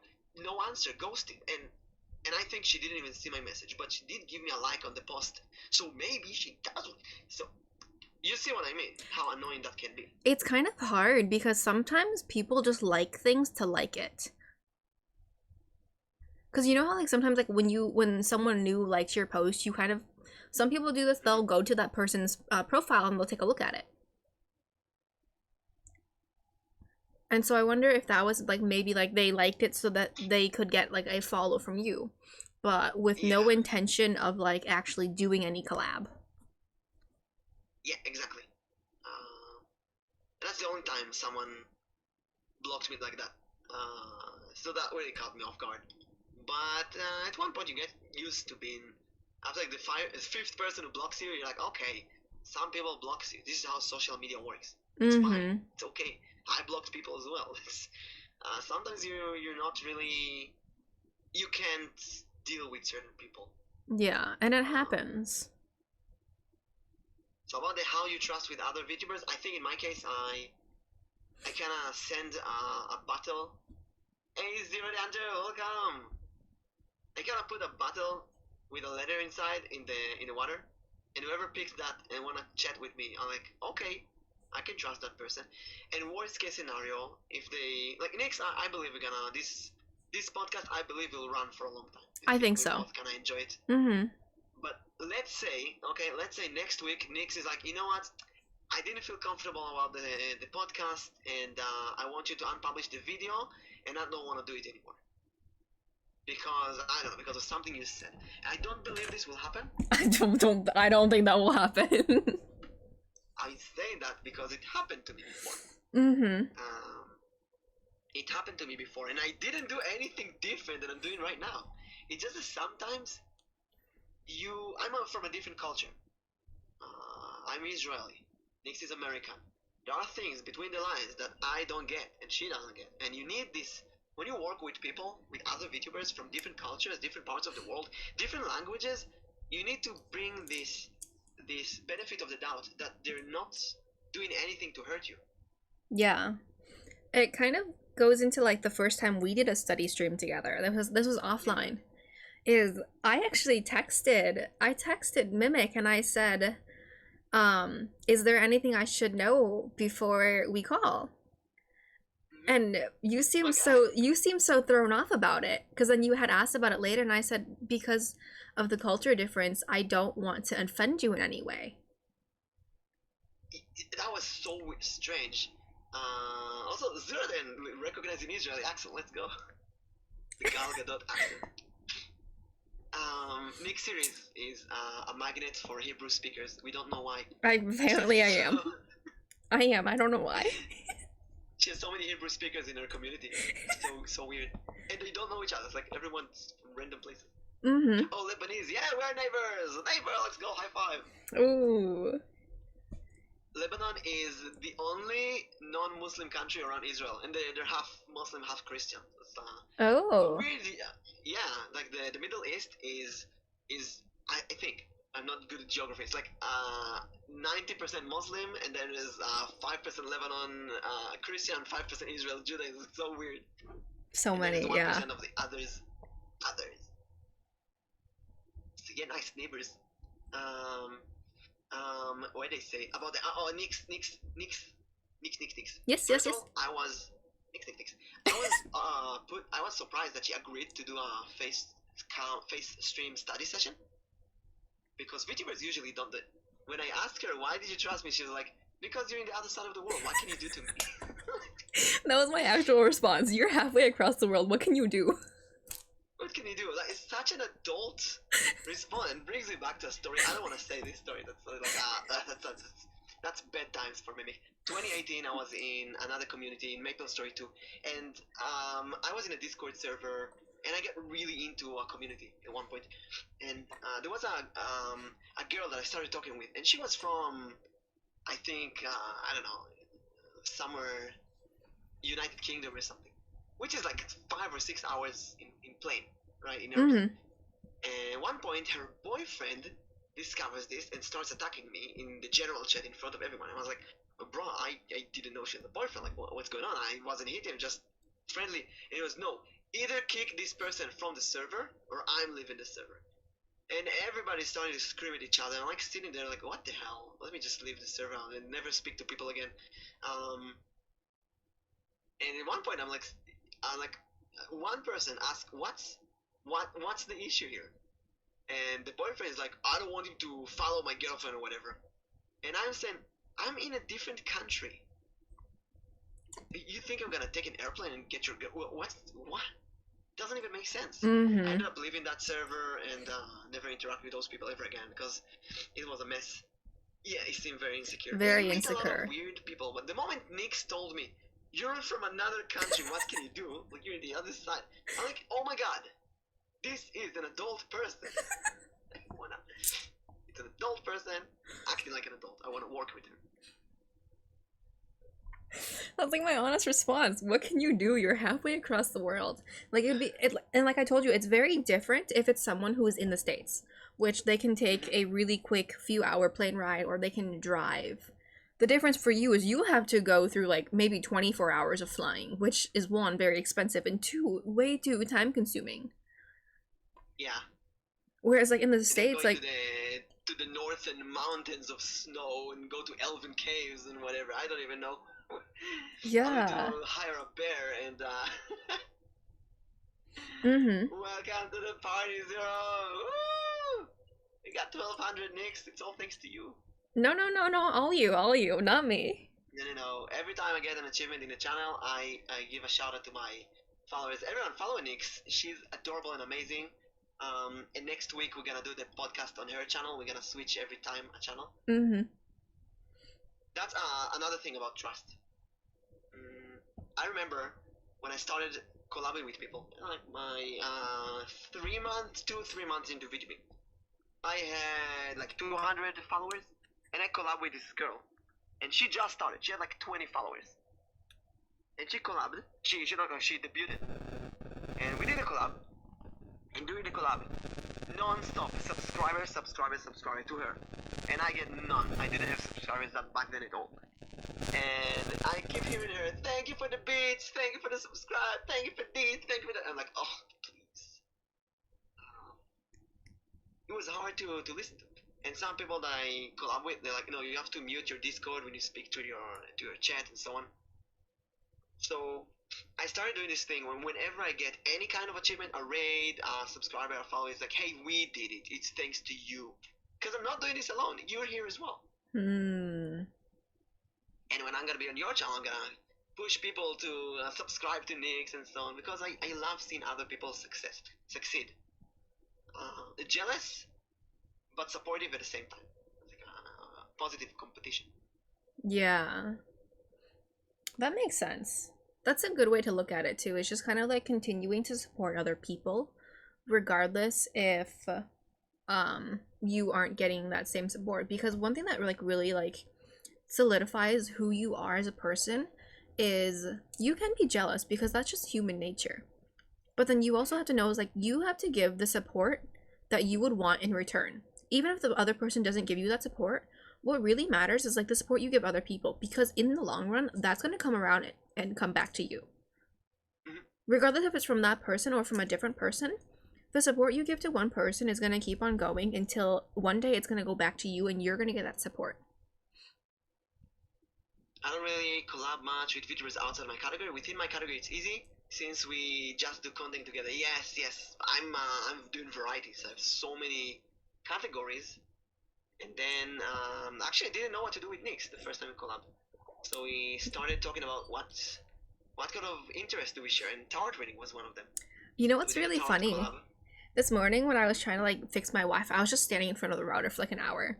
I was kind of thinking, you know, Mimic and I have done in total today 3 collabs. None of them have been any gameplay. It's just been chatting. In a way, they are the best collabs, I think.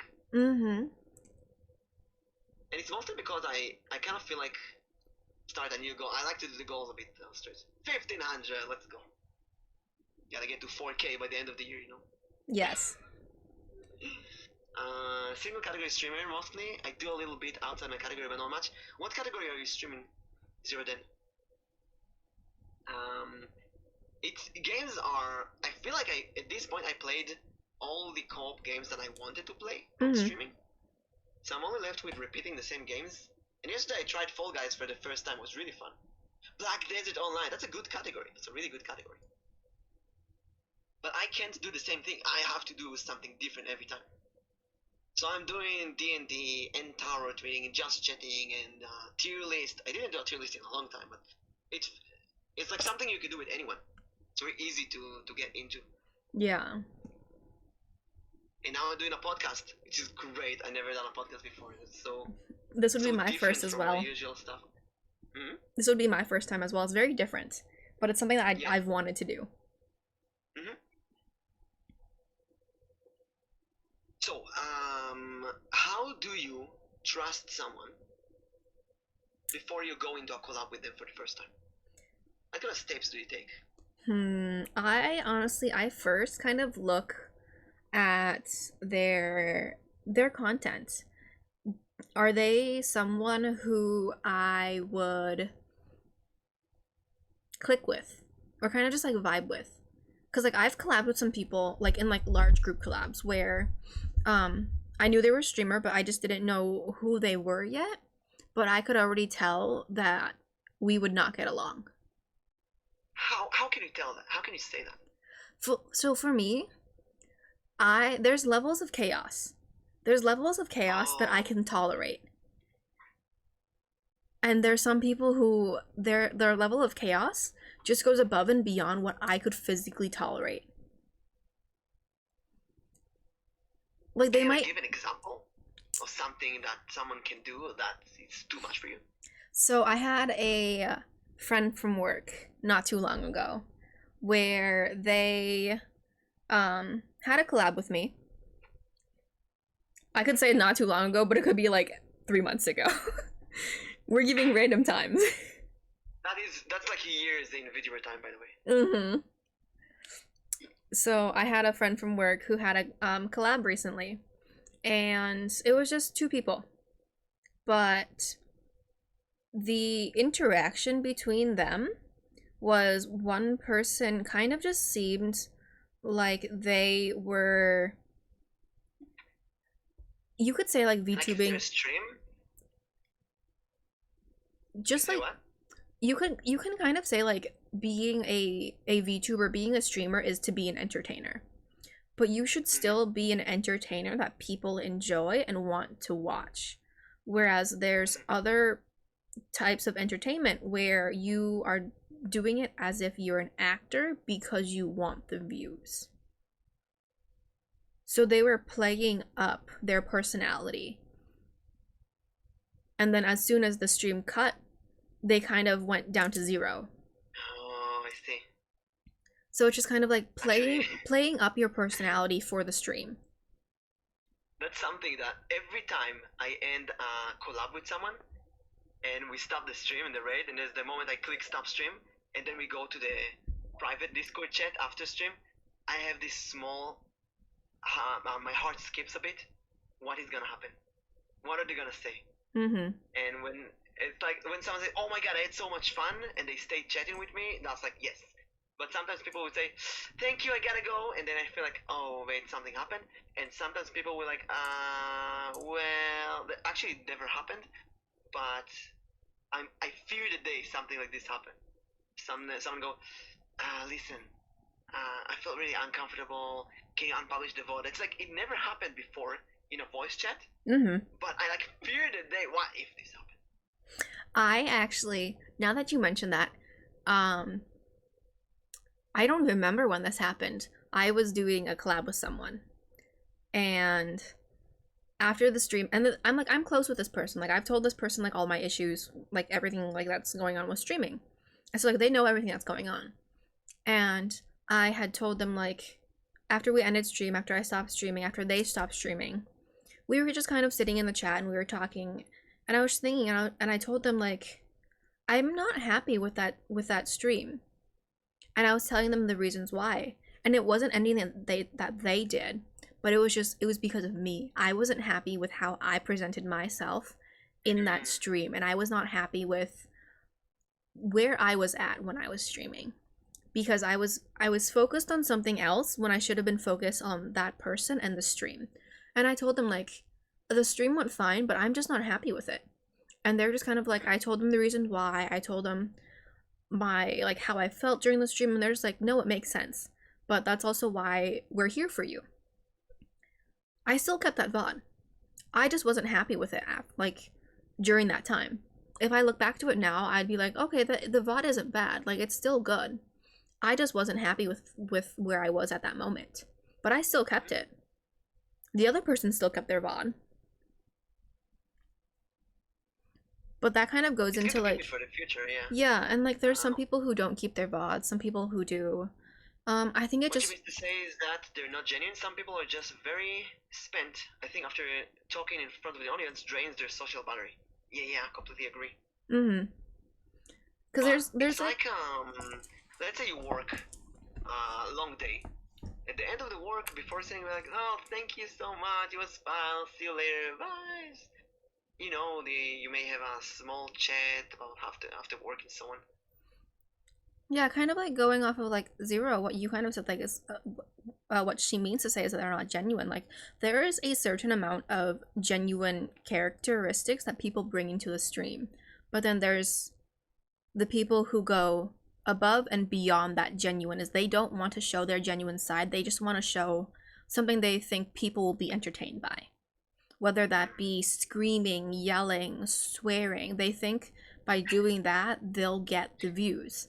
But I would much rather stream with someone who is comfortable in their own skin, and they don't need to fake a personality or boost their personality in any way to get views. You know exactly what you mean. They ham it up for the audience or act up. Yeah. Mm-hmm. And like, props to anyone who can do that. But that personality doesn't really, it clashes with mine because I want to be genuine. And I want to stream with someone else who is genuine. Makes that person a little unrelatable. Mm-hmm.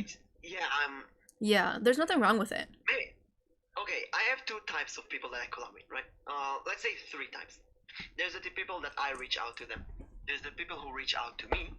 And then there's people that someone, a third party connected between us. Like someone goes, hey, you should collab with that person, right? I believe that the people that I reached out to are, I had the most fun experiences with. While the people that third parties connected to me, I had the least fun experiences. And it kind of goes like shows people recommend. Like I find a show that I like to watch, it's usually good. If someone tells me, "Hey, Mimic, you gotta watch that new show," it's usually bad. Usually, right? It's not always, obviously. So then, Mimic, I actually. What? Sorry, continue. I'll ask my question after. No, what you said. I wanna know. that makes me kind of curious because I did initiate the collab first, but you were the one who reached out first to me. Yeah. So I don't even remember why. Okay, you see had that entire video. well, I have intuition. I you see a model. I hear the voice of the person. I listen to them speak on stream. I always watch a stream. Now on Twitter, I don't even follow people until we collab. I don't want to follow people before we collab once, because I happen to follow people that promised a collab with me, and would ghost me for months. And it's not. I don't want to follow. I don't want to say that I only follow people I collab with, obviously, but I want to follow people that I like their content, and usually it connects with each other. Yeah. So, and I follow people that I never going to collab with. Obviously, it's fine. I follow artists that I love. I follow all kind of things that I love. But if someone is offering to do a collab with me, and then they ignore me, they ghost me for months, it feels really uncomfortable to follow that person. It gives, every time I see them, I'm like, it's that person who's ghosting me. Why do I follow them? Mm-hmm. My Twitter presence is small, but I am a decent sized Twitch following. That's a good segue actually to the next topic. I was gonna say that is a good segue. The number of followers, yeah. Anything else you want to say about the trust? I think that's it. That's all I can think of. Yeah. In a way, it's always jumping into the water. Mm-hmm. Yeah. Also, like, another thing is, like, you might trust someone at the beginning, but it's okay if they do something that breaks your trust, that makes you want to slowly move away from them. Yes. That is okay. You can have trust for someone and then slowly lose it later on because of actions, words, or things they've done. It happens. It happens in real life. It's gonna happen within the community, and it's okay. We got an hydrate. Another hydrate. Daddy. Thank you for the hydrates. Daddy so much. I need to get a new water bottle soon. Let's go. I want to say this very, very clearly. You can follow, unfollow, collab, or subscribe to whoever goddamn you want. If you don't like someone, you can unfollow them. It's completely okay. Mm-hmm. If you like someone, you can follow, and that's okay. If you like a game, you can play it. If you don't like a game, you cannot play. It's completely okay. And anyone, and this has no exceptions, okay? Anyone who is angry or hurt that you unfollowed them can go to hell. Do not interact with anyone who is angry that you unfollow them, or angry that you don't collab with them, or angry that you're not watching them, or whatever. Anyone, for any reason. I had people get angry at me. Oh, we also got a stretch from Lizard Daddy. Stretch? Also, have a good day at work, Zero. Amazing day at work. Have so much fun. Thank you so much. I had people that I trusted. In a way. Okay, there were red flags. I had red flags. I didn't know why. My intuition said no. But I got a recommendation from someone else, and I collab with them anyway. They got angry that I collab with someone else before collabing with them. They got angry that that I didn't play the games that they wanted to play. And I also had some people who got angry when I unfollowed them because they ghosted me, because we didn't really interact. I didn't want to see them anymore. I didn't like their content. Maybe it was too lewd, too cancel culture. There was someone, no, actually a few people, who after following them, they follow me. They go and put into my DMs, direct message on Twitter, and ask me, hey, can you block that person? Oh? I'm not gonna block someone because you tell me to block someone. I don't care. I had some people who did witch hunting. Okay, this is a topic that we shouldn't speak of at all, and that is minors. I just want to say, there are some people that I've seen witch hunting minors.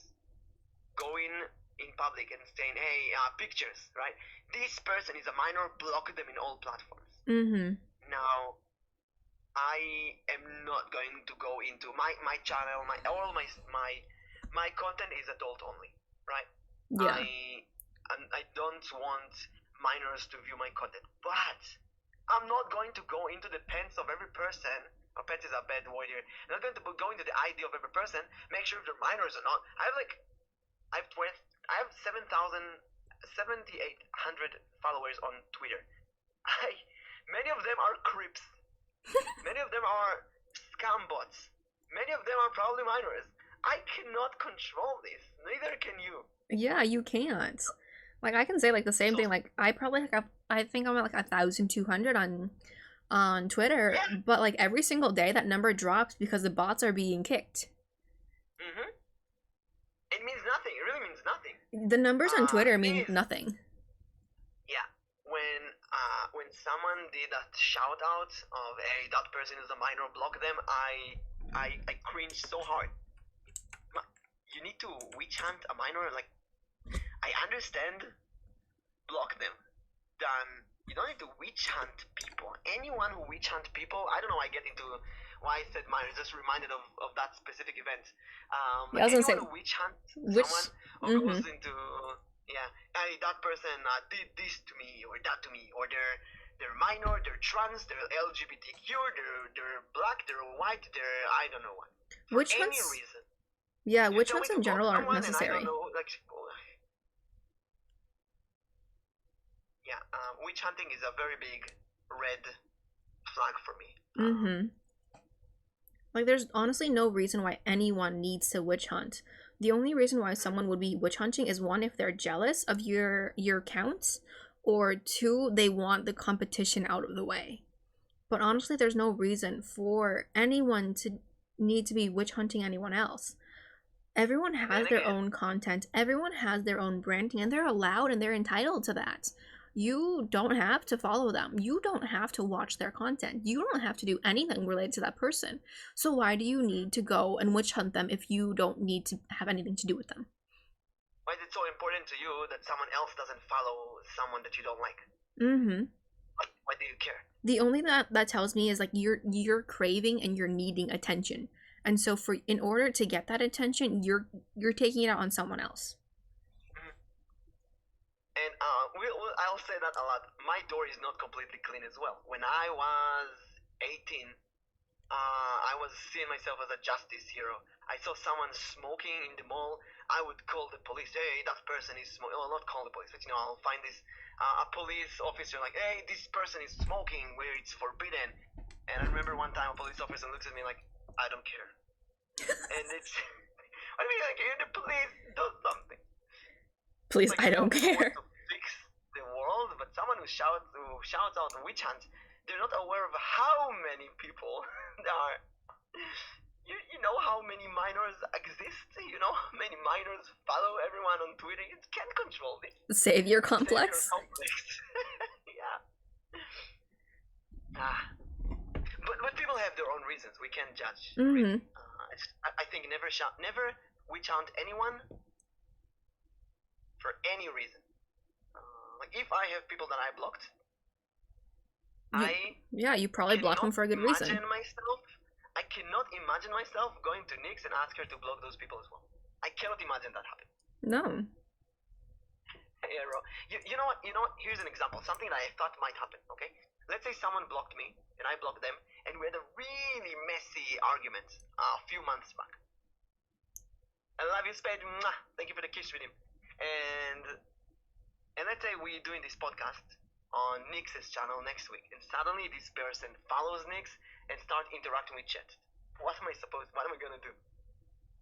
What am I doing? Well, let me ask you, what would you do? So I would probably treat them like any other viewer. Like I treat Alinchi or Arrow or Lizard Daddy or Spade in the chat, like we're zero, like, hey, X, how's your day? Haven't spoken in a while. Completely disregard everything that happened in the past. I think Because that's, I'm on the stage. Perfect. I think that's a very adult thing to do, is you continue as if nothing happened. Yeah, XXY, not X as my ex. My ex and I are very good friends. I think that's a very mature and adult thing to do. Like, no matter like what happened between you two, that happened behind closed doors, and that is gonna stay there. But once you start streaming, you are on a public platform where anyone and anything can find you if they wanted to. Elisa that says it's weird to bring drama to you and someone else's stream. Mm-hmm. If you would do this, yeah, exactly. And like once you go ahead. There is someone I'm gonna talk about this during the podcast. I think many times, and slowly it will open. I had mini dramas. The people who blocked me, I blocked them. I had mini arguments.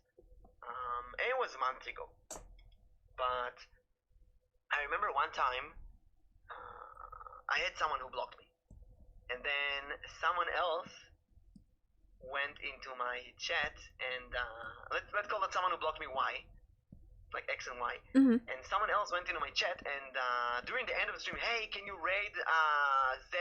They're good friends of Y. And I'm like, bruh, Y hates me. They blocked me 3 days ago.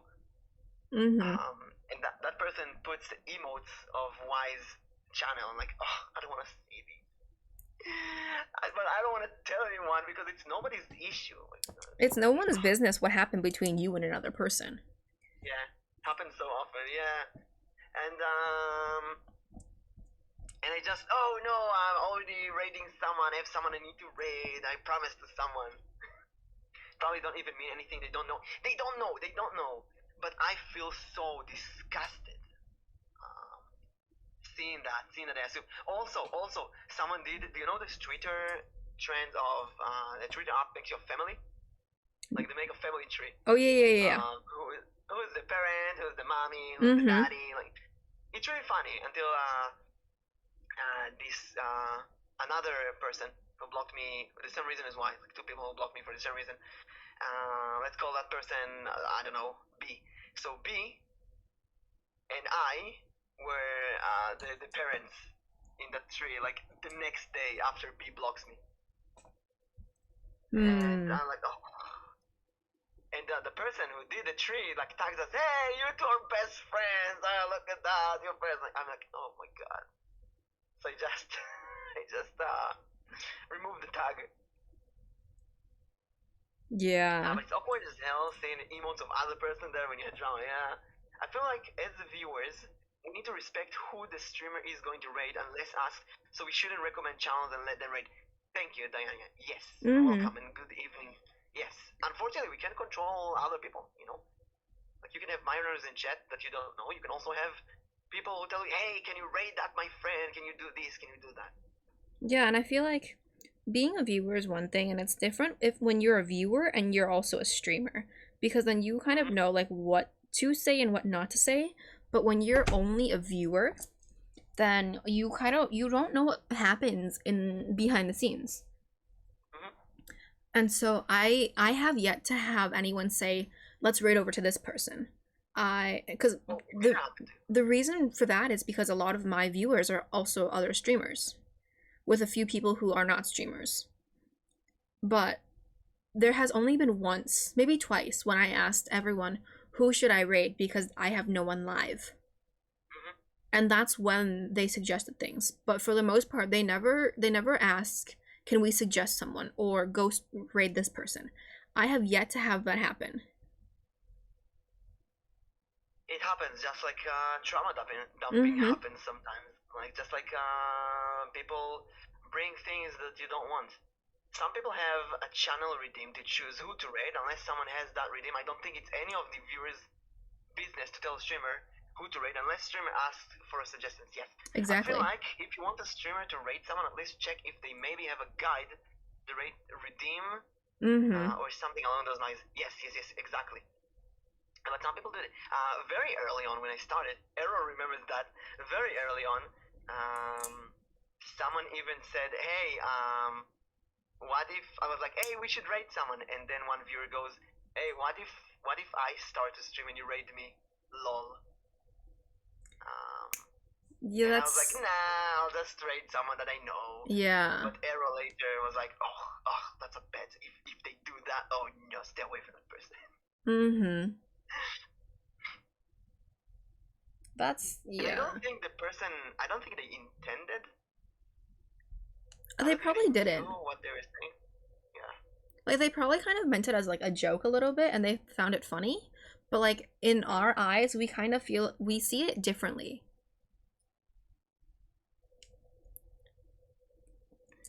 It's complicated. Mm-hmm. Let's go to the next topic, which is the numbers. How do you speak to 0 viewers or lurkers? So, Yes. actually, funny enough, because my sister is going to be debuting soon, I had mentioned it on the stream not too long ago. And someone in my chat had said, you said that, and I instantly thought ghost chat. I thought it was normal. No, it's not. So ghost chat, yeah. How do you speak to 0 viewers or a chat of only lurkers? So this is really interesting because I think it makes a difference on whether or not you started a community. Because I did not have that issue when I debuted. I had a very active chat. Like, I can understand the lurker part. I can understand the lurker parts because there's people who lurk because there's some people who just want to enjoy your presence and they let you play the game or they let you do whatever it is you're doing. But I have yet to really have that issue of 0 viewers and 0 chatters.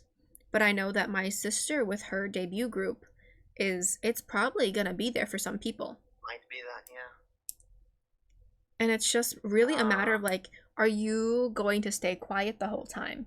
Or are you still going to chat as if there's 1,000 people watching? Or are you going to be... an amazing advice. Just think you're recording for YouTube. You don't have chat or instant feedback when recording. And Bunny says, I think I just concentrate on my games a bit more. So those are both great things. Like, I think you should definitely, like, pretend or, like, imagine that you're recording for YouTube. So you have to constantly be talking. Bunny, with that comment of, like, just concentrate on your game... I'm the type of person who, if I concentrate on my game, I'm not speaking. I'm just so focused that I just don't talk. So that backfires on me. What if you do a just chatting stream? You don't have a game to focus on. See, if it's just chatting, then I have a. Now I got an ad. And they speak about Bunny behind their back. When I started streaming for 2 months, I had 0 viewers. Nobody was there. And every once in a while, I had 1 viewer. And actually, I got viewers with games that I didn't like. So, oh, that's funny. That's sad, but it's funny. Hey, Ray. Hello, Ray. I played FTL, and I didn't like anything about the game. But suddenly, there was one person in the chat who's constantly helping me and giving me advice. That's great, but I don't enjoy the game. And at the end, he's like, oh, next week or tomorrow you're gonna play FTL again. And I'm like, I don't know. And it happens every time. I was like, maybe 1 viewer about the game I don't like, but usually no viewers. And I was in the theater, I learned acting, and I was a magician for a while. Card magic. I turn off the viewer numbers because it makes me self-conscious to see the numbers. Exactly. Getting a really interesting topic I want to see. Let's go. Did you steal my podcast idea, Mimic? Well, Ray, we planned this podcast for a while. You didn't know? You didn't see the advertisement on my stream? I gave you good names though. Ray is also gonna start a podcast. Oh, You really? might be a guest on our podcast in the future. You know, we're gonna have guests. Yeah, we will have guests. But yeah, we've been planning this for a little while now. Again. Hey, what's up? Ray, I gave him a name. G&G, Gamers and Goblins. I like that. For his podcast. He's a goblin. Biggie, welcome to the party. So there's something super obscure that I think you guys might be interested. Give us the thingy. Or might get kicked out of. Now let me have it. What was I saying? What? Numbers. Right. So I was a magician. And Oh, hello, Biggie. I missed that. And then you have to perform to the mirror or to 0 audience, and you speak to to them, like there's audience. So when I started, I was saying to myself, I'm going to be like those hololive VTubers, like Gura and Kiara, and I'm gonna speak to chat like there's 1,000 people right now live. And I was talking like, hey, thank you, oh my god, hey, X, thank you so much. Oh, what am I doing? Okay, listen, I'll explain. This is what I'm gonna do. And I did it. And you can watch my first streams in YouTube. They're so cringe because I'm speaking to no one. And sometimes someone would enter the chat and ask me, are you streaming on someplace else? Who are you talking to? Oh, that's kind of funny, actually. I would say, I'm just practicing. That's so funny that you say it like that. I toy companies to the United States because they were taxing their toys as dolls, and they argued that they were action figures, and they actually won the case.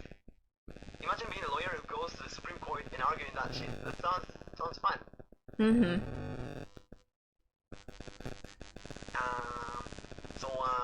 So that thing I practice, and one day when I actually have audience, I'm kind of used to the interaction. You know what you can say, what you can't say, how to interact with people.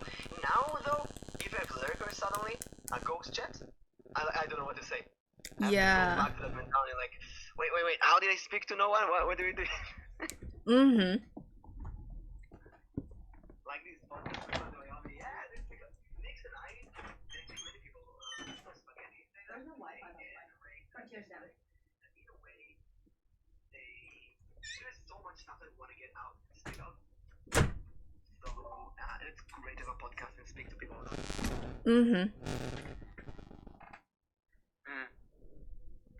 Okay. So how do you have a lurkers chat? How do you deal with that? In my chat? Or Yeah, when you have a lurker chat, what do you do? I feel like I have a lurker chat a lot, and I feel like most of the time that's because I don't know if this is like accurate or not, but I feel like sometimes like my chat just wants me to play the game, or like they're just listening.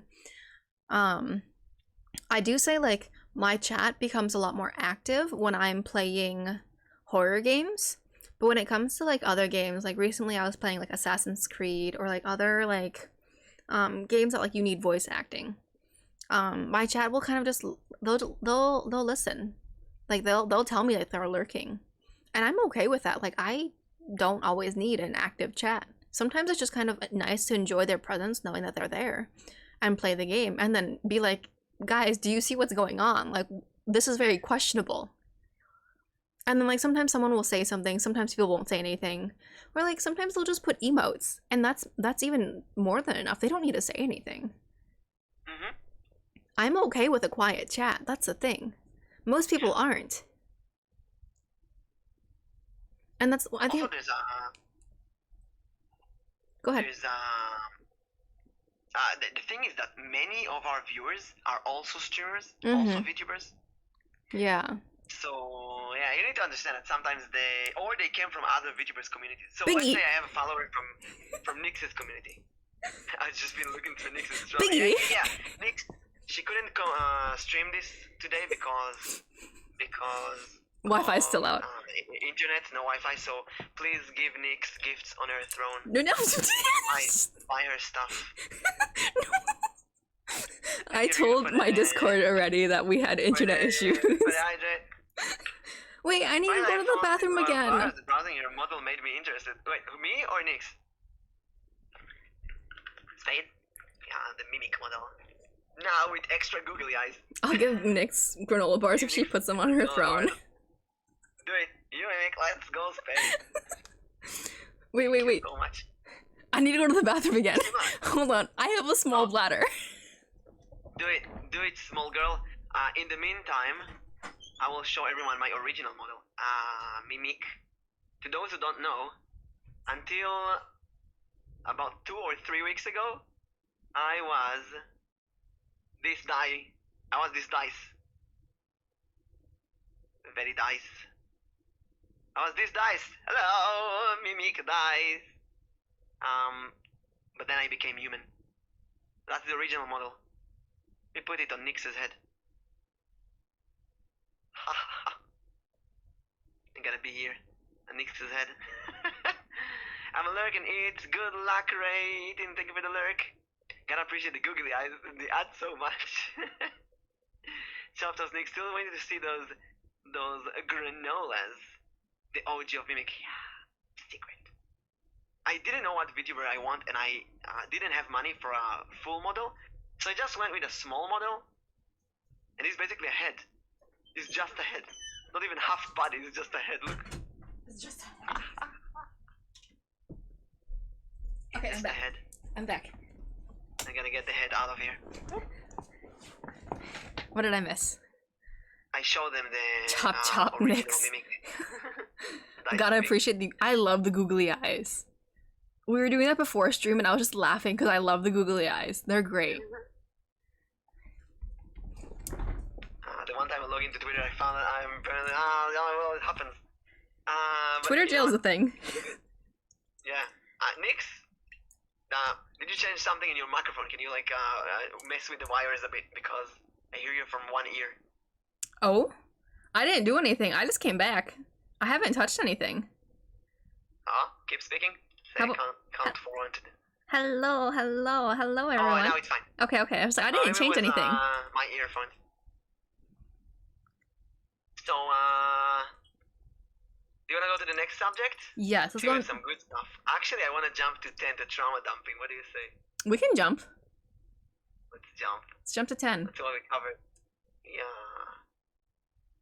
Guys, we're gonna jump ahead to the 10th subject. We have them in order of like how we wanted to like talk about things, but also at the same time, like we knew that we would like jump around. Yeah. Jump topic. So we're gonna jump to a big, messy topic. We've been, I think, I don't know about Nyx, I've been dealing with this a lot, and that is how have you dealt with trauma dumping? I have had it a couple of times. I won't say when. I've had it a couple of times, but I haven't had any serious topics. Yes, there was Lizard. There was a lot of preparation to this. There was a lot of calls. There was a lot of things prepared beforehand. And it's all thanks to Nyx. I would not prepare any. I would just jump into stream and do the podcast. Nyx was like, no, we need this and we need that. So we got music and we got the logo and we got all the assets. Nyx pushed me to prepare. Mimic did a great job on the logo. I love the logo.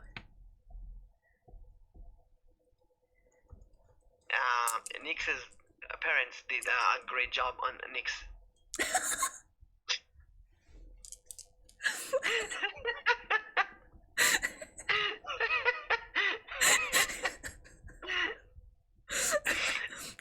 And now with this joke, we go into the trauma dumping. So, what is trauma dumping? To everyone who don't know, trauma dumping is when you tell someone about something really bad, that happened to you, and they didn't ask for it. For example, let's say my grandfather died, okay? And that's good because both my grandparents died, my grandfathers died many years ago. Let's say my grandfather died today. Let's say my dog died today, right? I don't have a dog. I go on stream. Forget stream. I meet Nyx on the street. Hey, Nyx, and she's like, hey, Mimic, how are you? Oh, my dog just died. I was connected to the dog so much, Nyx. I don't know what to do. And Nyx, she was supposed to have a happy day. Now she has a shitty day because she needs to bear that trauma dump that I dumped on her. All right. So imagine you go on someone's stream and you write, hey. And I'm asking, hey, MS Elboim, welcome to the stream. How's the day? What happened today? Tell me something that happened. And he's like, my dog died. I grew up with that dog. It was like a sibling to me. I cried for 20 hours. I can't sleep. I didn't eat. I'm actually typing this. I see that. That's why I kind of laughed. My life is shit. I don't want anything. Not even a new dog. Can you help? Let's go even further, right? I see that. As a streamer, my stream is done. I'm like, oh, what am I supposed to do now? Right? So usually what I say is like, oh, that's so sad, but you know what? maybe I hope I can give you like a few hours of happiness. You can forget your dog. That's usually what you do, and you move on. Yeah. And like if Let's that say they had don't. happened to me, I would be like, well, don't think about the sad times now. Like think about like all the great memories that you made. Like don't hold on to like the sadness. Like it's Yeah. hard to hear, but like that's kind of like what you need to do. Mhm. Error, damn, that sucks. Anyway, I got a legendary Diablo 3. It's really hard because let's say I play Diablo 3, right? And someone goes in and tell me about their breakup or about their Raid dog dying Shadow or about Legends. anything else. Let's bring up Raid Shadow Legends. Go straight into the ad. Now we have Raid Shadow Legends. Error, the ultimate dodger. You can't keep streaming like normal. My response, this is rough, buddy. Goes back Go to the game. Biggie. Yeah. Now here's the thing. What if you try that and they keep talking about the trauma? They don't stop. Mm-hmm. What do you do then? It just don't stop. I had cases, a few, I can like 3 or 4 cases of my entire chat trying to help that person, and that person would not listen. It happened to me. It happens. Tony-chan, good morning. That's for like 3 years. Yeah, Arrow. Mm-hmm. Arrow is known to deal with that shit because when you have more time, you get more people. And I think I speak a lot about bad times that I had in life. I remember that time. Oh no. Oh no. Welcome, Fiona. No names, by the way, no names. And if you think I talk about something specific, I could be talking about someone else because I had a very similar case happening multiple times. Mm-hmm.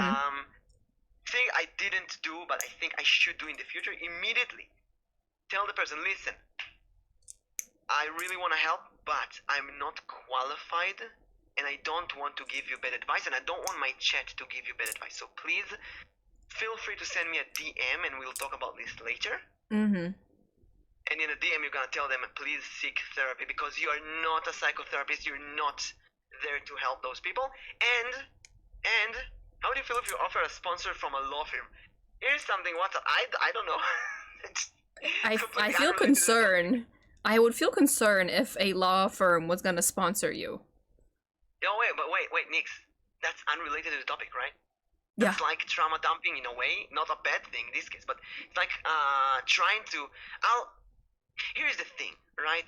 After dealing with trauma dumping a bit, it's not the trauma that's the problem. And that's so weird saying that. It's not the trauma that's the problem. It's, imagine that you're on a stage in real life. You're an actor on a stage. And suddenly, someone gets on the stage, pushing you away, and saying, it's my show now. Mm-hmm. I feel like it's not only just that, though.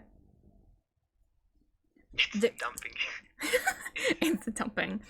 It's also kind of like the I'm trying to figure like how to word it. It's just kind of like you're already in a safe environment, and going into someone's stream knowing that it's gonna be safe. You're there because you want to watch them. You're there because you know that they are going to bring you content and give you content that you're going to be happy with. And then suddenly someone comes in and they trauma dump, and then you're no longer in an environment that you feel safe in. So it's just kind of that change. It's that they brought like this pile of dung into your house. Yeah, and it's just kind of like that change of an environment that you don't want to see or feel. It's more of that than really like the trauma dumping itself. Is that you've been forcefully pushed out of your comfort zone because of another person, whether you're a viewer or whether you're the streamer. It's, I wouldn't say unnecessary emotion, but it's an emotional presence that you weren't expecting. I would care less if people were complaining or dumping anything else to me. People were complaining or dumping anything on me. But hearing how someone is suffering is the part that can bring you down as a person. Yeah, it can ruin your entire stream. They could. They really could. Whether or not they mean it or not. This is what I'm trying to say. Yes, the trauma is a big part. But I think, for me at least, the real issue with trauma dumping is people trying to make this your stream about themselves. people trying to I'm playing Diablo 3, and they want me to talk about the dog. They want me to be a psychotherapist and listen to their dog, to them being sad about their dog dying. And that's the dumping part, basically. They force everyone in chat and me to make this about them. Yeah. And it's not about them, because the people who come to watch me play Diablo 3 want to watch me play Diablo 3. People who watch Nyx stream ASMR, study ASMR, they want to hear Nyx keyboard strokes. They don't want to hear Nyx talking about this random person's dog dying. Exactly. And like, I would say, like, someone's dog dying is still on the nicer end of certain things. Oh yeah, I'm going dog dying because it never happened. And usually it's people dealing with breakup, depression, heavier stuff. Much heavier things, and that drives a completely different kind of environment too. And you totally don't have to. You should redirect them to a channel. Yes. I want to talk about what WhatsApp is saying right now. If you keep telling them, please don't bring this in chat, and you have to. You have to tell them immediately. Please do not bring. Let's have some fun here. Please don't bring this in chat. We cannot. Let me on this talk show. We're gonna talk about this later. VTubers. Do you have that today? Viewers who want to go on voice chat. Do we have that on today's list? I think it's next time, but we can put it now. It's a good segue. But let's say what happened to me. So there was one person who gave some trauma, and I was like, please not on chat. Because I don't want you to get a bad advice. Chat is not the right place for that. And they immediately apologized and like, okay, and done. And they didn't mention this ever again. Which is good. I had someone that I multiple times said, please not on chat, and they kept going. And I should have typed /timeout username. I should have done this. And I didn't. And do not be afraid to time out or ban people who trauma dump your chat. It's really important. Since some streamers say, oh, X, we can't unpack this on stream, but if you want to vent, you can in my Discord venting channel. Yeah, I don't want that in my Discord as well, but I know that there's venting channels in Discord. The thing is, that the one-stop nice things to do is talk to them later or distract them. I don't want to talk to them later because I'm not a psychotherapist. I don't want to carry that burden. I don't want to deal with someone else's poop. I don't want to wipe someone else's butt. You know? It's really a disgusting analogy, but I don't want to do that. I want to have fun. I want to play Diablo. I want to do towering. I don't know. Now, if I ask someone, I do that sometimes. I call a VTuber who said they have a bad time, like, okay, tell me everything. Bring me. Give me everything. That's, I want to hear. But, what I'm saying is that sometimes people will trauma dump and they won't listen to your advice because they don't want a solution. They want to complain. Not only just that, but sometimes people trauma dump because they're lacking attention. And so they come into a person's stream, dump their trauma, and they know that the streamer has to give them attention because they're dumping their trauma. It's a cry for help, but also not wanting the help. It's a cry for attention. And I don't think anyone should have that on their stream. Unless your stream is specifically for that. Which I think is a concern if your stream is specifically for that. So many collabs because if it's very convenient to tell people don't do that when I'm in a collab. One example I always give. Another months ago, I collabed with someone, and she was really adorable, as Nyx. And one person in chat started simping for her, like badly. He would say stuff like, hey, do you wanna DM me later? And here's my socials, and then me. I'm like, what is going on here? Is he hitting on the person I'm collabing with, doing a collab with me? That's so weird. At one point, he was telling me, Oh, Mimic is crying because Mimic is salty that she loves me and not him. I still remember that. Like it's now. That was so weird. Like, I think one of the weirdest things someone ever said in my streams. And then I said, please do not simp on my collab partner. You don't know where she's been. She could be anything. And I'm like, make a joke out of it. Mm-hmm. And she joked back, and we kept going. And then they stopped. But that was so weird. So imagine someone in the chat right now. Let's do another typing. Oh my god, this Nyx person is so kawaii. Nyx wanna be my girlfriend. I will love you. I can't write.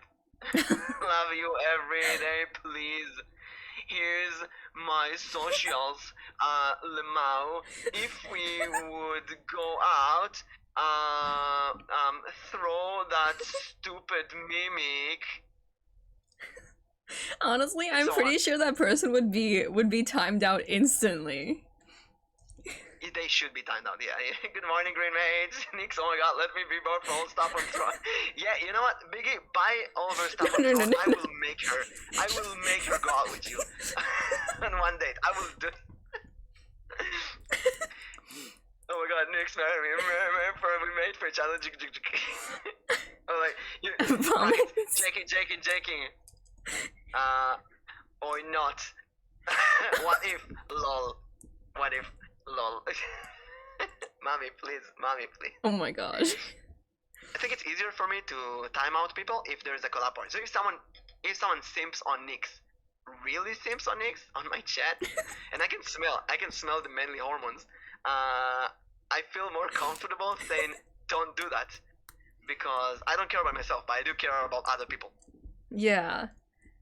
I think like saying you're gonna time someone out is actually a lot easier than doing it. Because I could easily say that I would time someone out if I saw those messages. But I also had to remember that I have more than one viewer.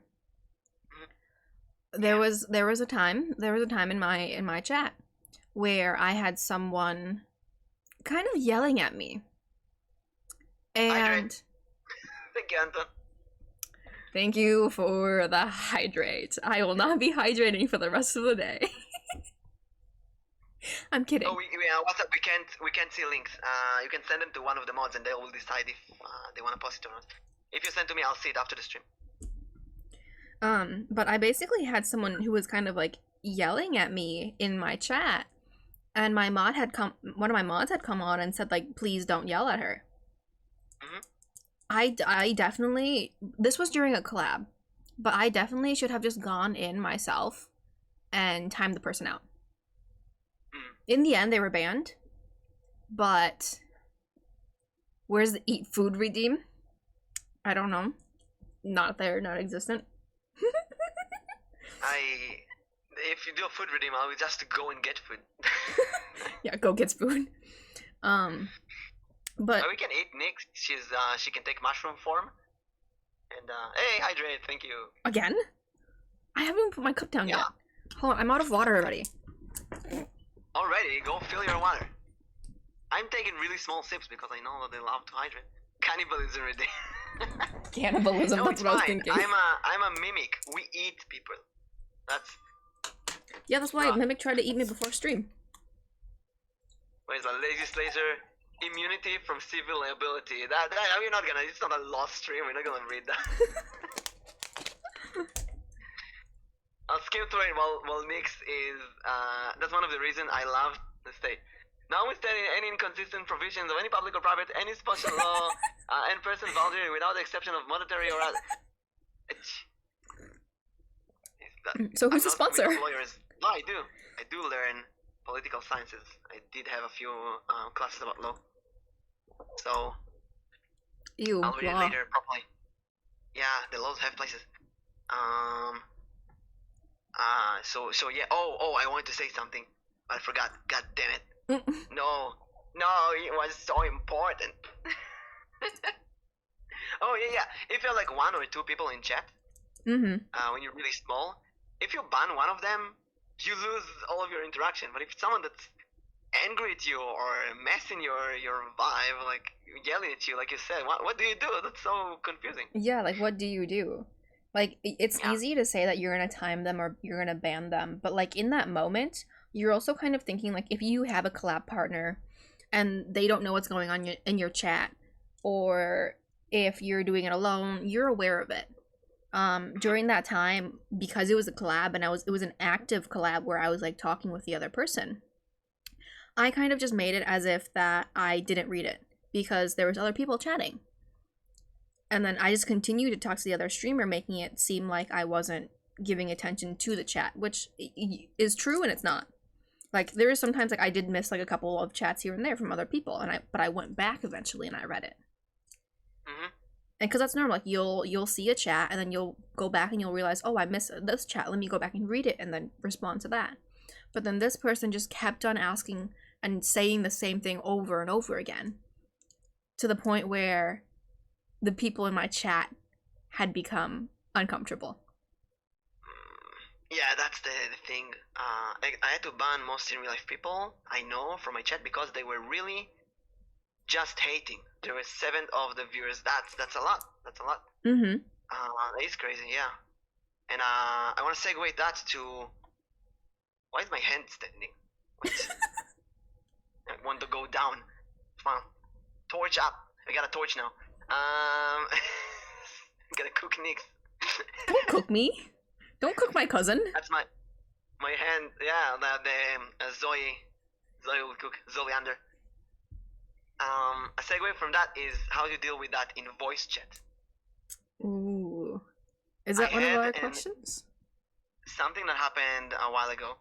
To my friend at work, diplomacy. I feel like there's a ton of more context here that I know, but all people figuring out who the person is and how they work is a complicated matter. And what's up summed the law thing. Basically, if you act in good faith or if you're responsible, believe that a person is about to or in the process of killing themselves or is not able to consent to treatment, that person cannot be sued or charged criminally. So basically, if someone trauma dumps and they say that, for example, they're gonna kill themselves, we do our best, we kick them, and we're fine. Like, what are you saying? If you act in good faith, or if you reasonably believe that a person is about to, or in the process of killing themselves, or is not able to consent to treatment, that person cannot be sued or charged criminally. That we or the person who does not give consent to treatment. Like, who is this for? Is this for the person who's like trauma dumping, or is this the person who's giving the advice? Yeah. Are you saying that we must? The answer. Scared the living crap out of me. The person that wants to unalive themselves can't be charged. That's. I think I'm understanding it the other way. Is like you're giving advice to someone, and if they do that act, you can't be charged. Because how can you charge someone who's unalived? Yeah, let's take this a bit further, right? Someone goes into your chat and say, I'm gonna kill myself, okay? Something that another viewer said about you can be sued if you try to help and they don't want it. Oh, I see what you say. I see what you say. I see. The anthill. That makes sense. We see. So, if someone... everybody's in anthill. What a great timing. So basically, you do what you can as a streamer, and if you feel like there's a swamp too deep for you, you just don't drown them. Just get them. Welcome back. It's when they take a bad action because of your advice that can be sued.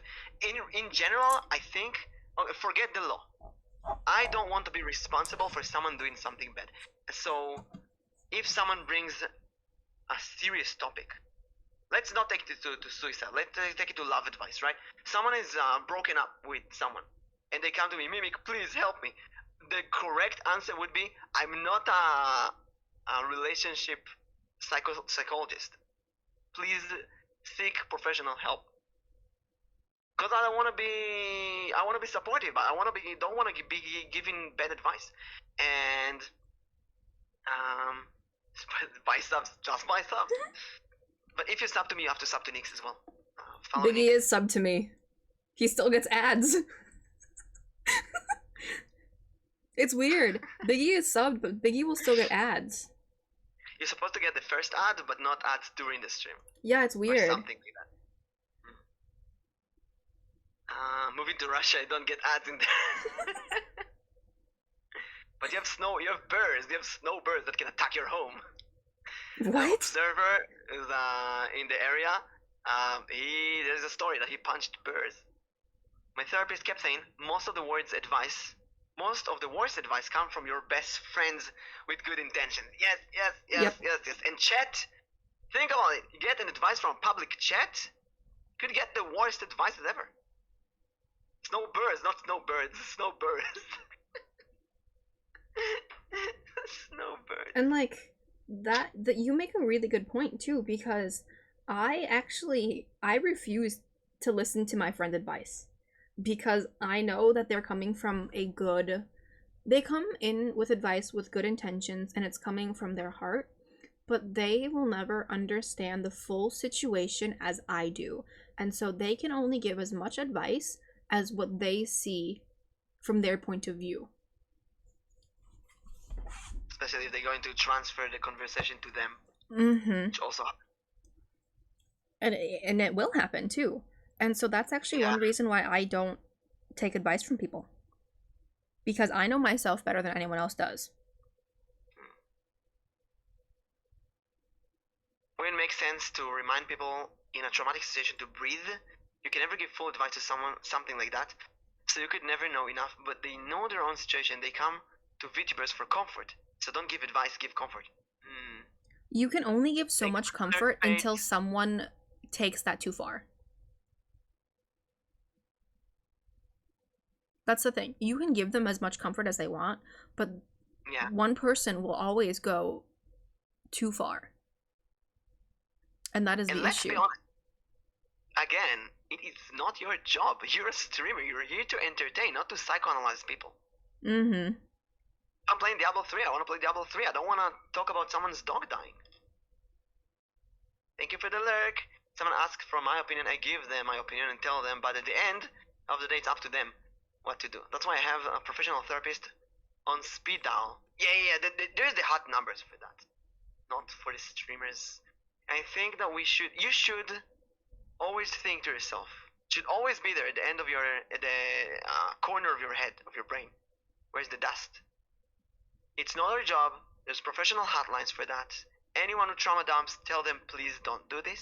I'm not qualified. If they keep doing that, time out. If they keep doing that, ban. And move on. Exactly. Like there's going to be someone who is a professional who is there to help you. It really just matters if you want to reach your hand out and ask for that help. Just because there are streamers there who will give you the attention for that moment, that doesn't mean you're gonna get the help that you need. Lizard Daddy is saying something just magical. If you give a person comfort and they pay a little bit too much attention, and you pay too much attention to them on the stream, they will come back for more. I felt that. I felt that in my streams. Yep. If you deal with someone's trauma and actually try to help them on stream, they will come back for more. They will. And and other viewers who listen will also come back because, hey, we can trauma dump on that streamer. Because they think because they've done it once that they can do it again.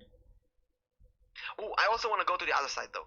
Never insult someone, a viewer on stream. Never attack them. Never go like, oh, don't say that on my stream. You ruined my day. You are bad. I'm gonna ban you now. Never do that. You can silently time out them, move on, never speak. That's what I wanted to tell you. A while back, I did collab with many people. It was like a Jackbox or Gardic phone, and there were multiple people in voice chat. One person in voice chat was very annoying. They kept swearing at people. They kept chatting up people.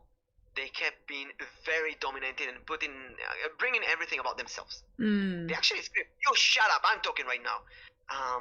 It was very annoying. Very, very annoying. And I didn't have the nerve to kick them off the voice chat, although I should have. Later I told that to one of my mods, and the mod said, just tell me in a I'll kick them. I don't care. I'll tell them that they disconnected. So what I did was the kind of childish act. I muted them on Discord so nobody heard them on stream. Mm. And after they were done complaining, they just left. So they were there in voice chat just to give their opinion, like their stream. Yeah. And sometimes, rarely, like once a month, that person would go to my chat like, "Hey Mimic, how's your day? Can I go on voice chat?" See, at that point, I think they're just, this is my point of view, this is my opinion, this is no one else's opinion. I think at that point, they're just wanting to get attention from someone who has more numbers. What do you mean? So, Oh, they want to interact, to be on a stream with someone who has more numbers.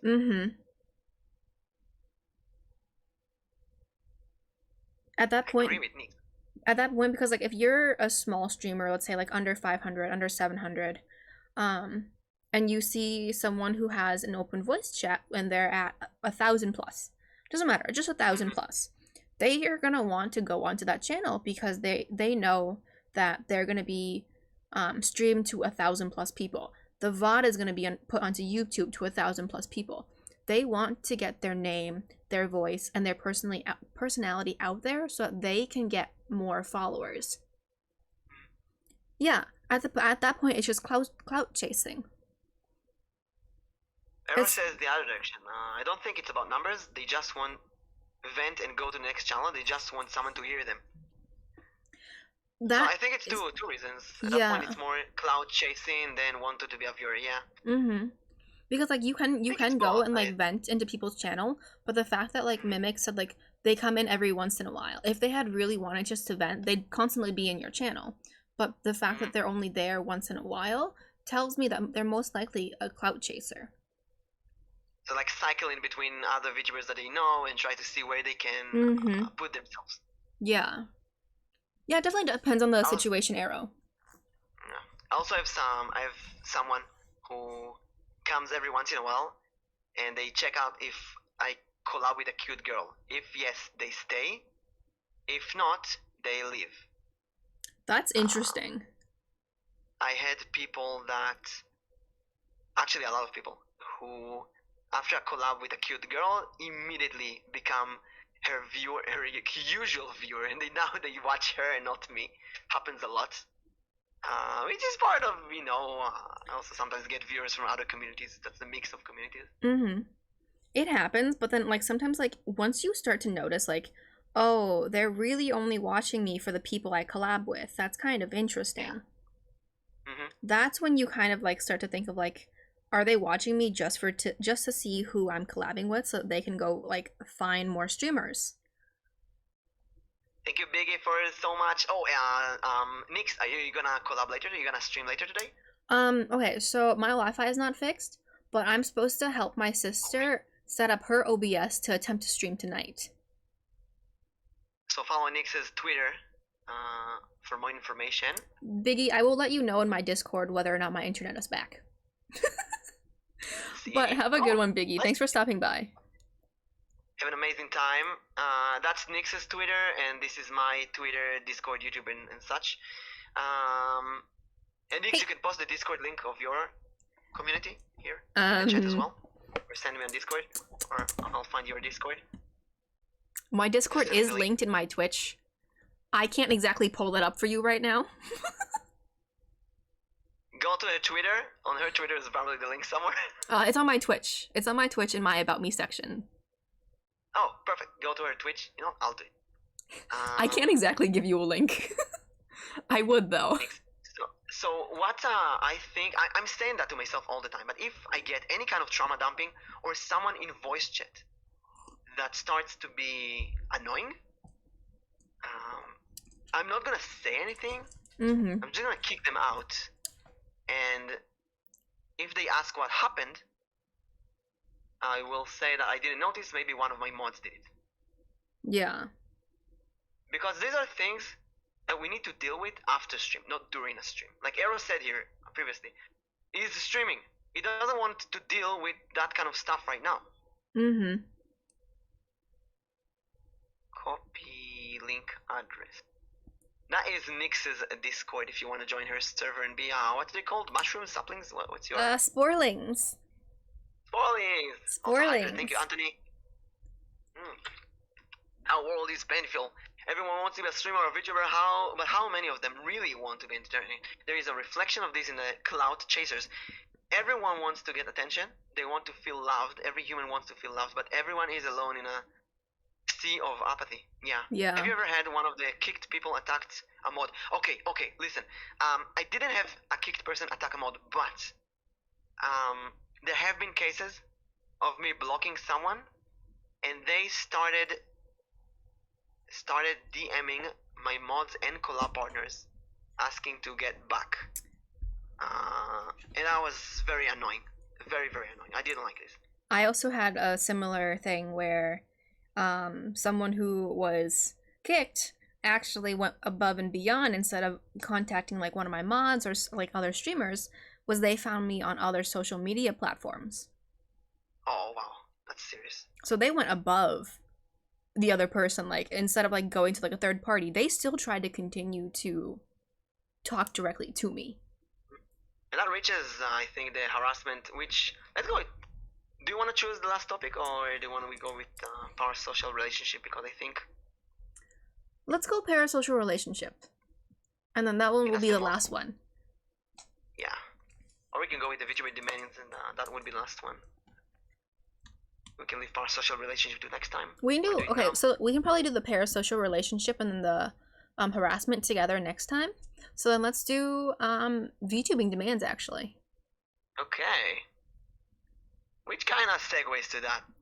Yeah. So tune in next time for a conversation about parasocial relationships.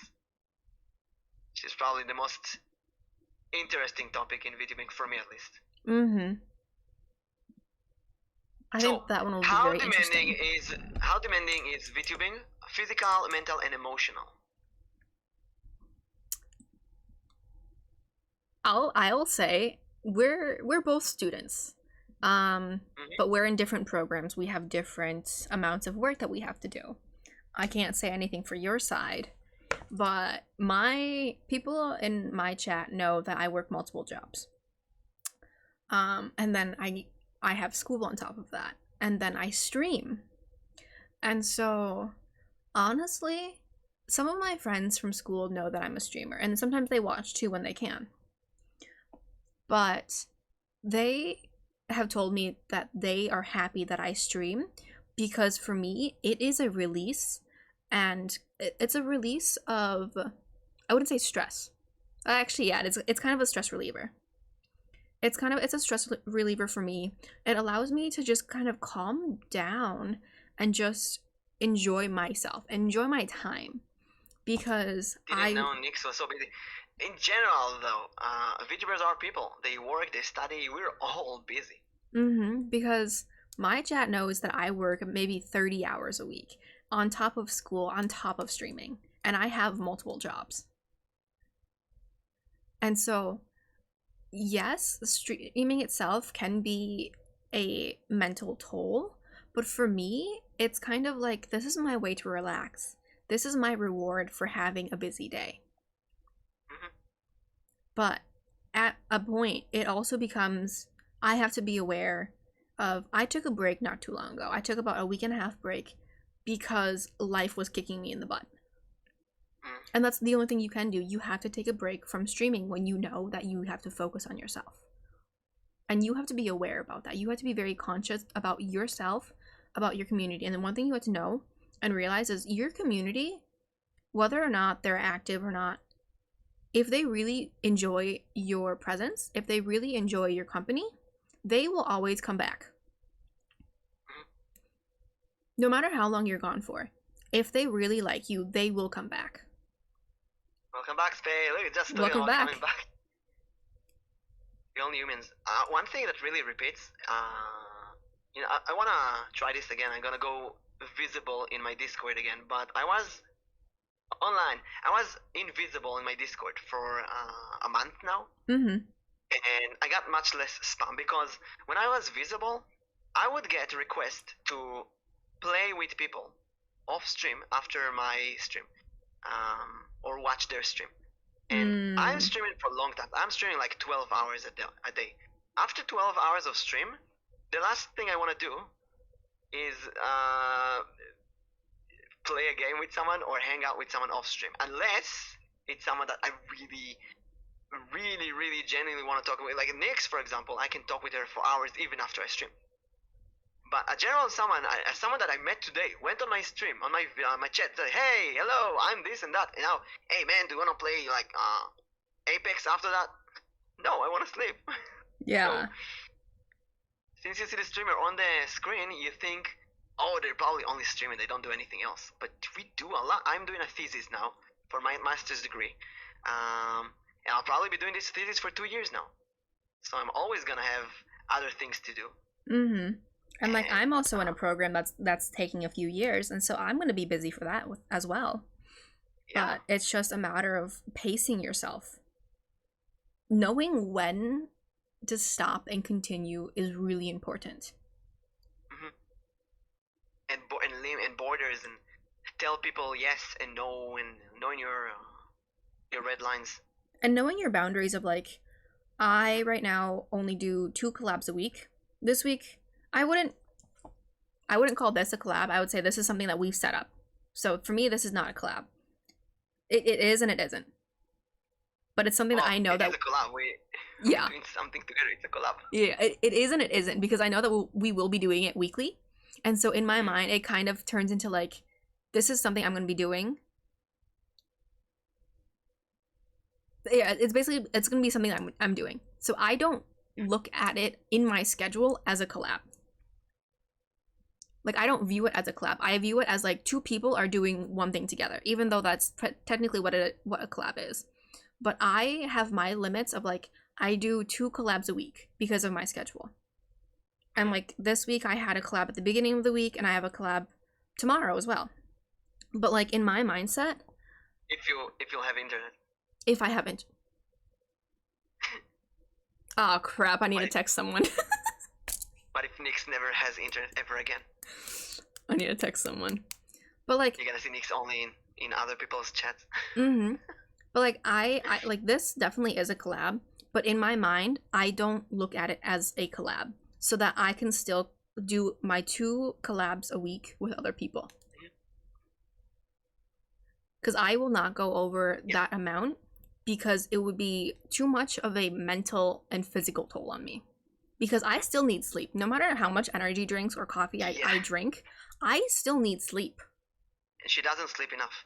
How many hours did you sleep tonight? Let me look. 5 hours. Oh, that's not bad. That's not bad. That's more than my normal day. You can go 7. Go 7. Go sleep early. It's gonna be our challenge for today. I think I'll probably sleep early tonight. But yeah, it looks really like we only stream, but there's so much preparation before the stream, and handling with so much technical difficulties and stuff and scheduling. There's a lot of physical and mental work, and then there's the emotional stuff, like we said, the trauma dumping, and dealing with all kind of parasocial relationship, that maybe you're in love with someone, maybe they're in love with you, and it's something that female VTubers deal a lot with, is males slipping into their DMs and trying to hit on them. And there's so much mental and emotional stuff. No wonder people really burn up easily. There's so much graduating VTubers. And I also kind of wonder if like a lot of that graduation is because they're uncomfortable.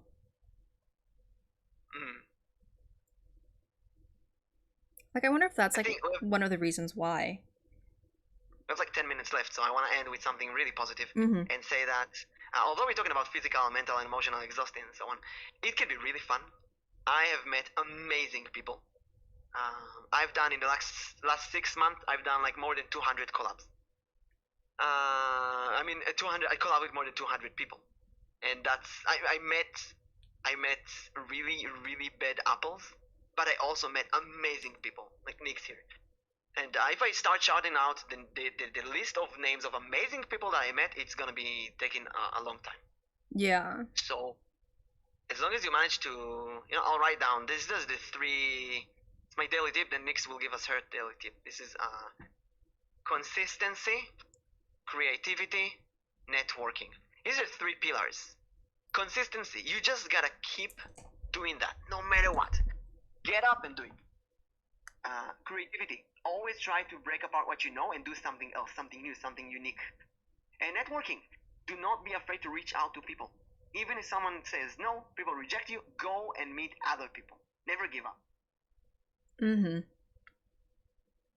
I think 3 things that I look towards when I stream is be happy with what you're doing.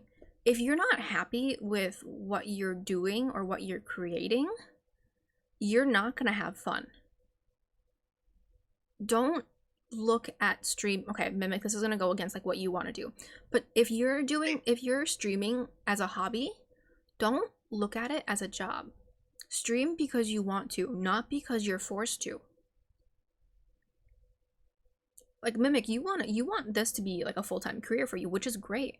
But for the people who see this as a hobby, as a short-term thing, you also have to remember that this is not your job. This is something you're doing because you want to. And so if you're streaming when you feel horrible, when you feel upset, or you're streaming just because you want the numbers, you should not be streaming. I agree. But this is like going to work when you're sick. You're gonna infect other people. Maybe it's better to stay home today and rest. Yeah. So that's like my biggest thing, which is like why that one time when I was not in the best shape to stream, I ended the stream and I said I'm not happy with that. I shouldn't have streamed that day. I really shouldn't have. But I did. Because I was not happy with it. But now I look back to it. It's a learning lesson. And I think so your three pillars: happiness, reflection. Look back to your old VODs. Look back to like how your interactions are, and learn from that. That's a good one. Never be ashamed. In general, even after a stream, even if you feel like it was terrible, keep it, upload it to YouTube. Even if you unlist it or put it on private. I have many VODs that I post as I upload to YouTube as private. Even when someone tells me, hey, I want you to delete that VOD, I keep it. I upload it on private because I was there. I want to learn from that. I want to watch it one day and learn. And you have one more. Let's see, one more. I would say prepare, but that's just a me thing. It's a good one. Prepare. No, embrace the scuff. Embrace the scuff. Because of a request from a viewer, I actually have a scuff counter. A scuff counter? I have a scuff counter because that's how much scuff I have. So you do exclamation mark scuff and it says this amount of scuff was today? It's more like exclamation techie. So it's technical issues because I always have them. But I embrace the tech issues because I know I'm gonna have them. Like today, like I woke up, no internet. I knew what was gonna happen, but I still tried my best to fix it. And then I contacted you saying, let's continue. We're gonna stream it on your side, and I'll do my best to figure out things out on my side. I embraced it because I knew that we were still gonna do this.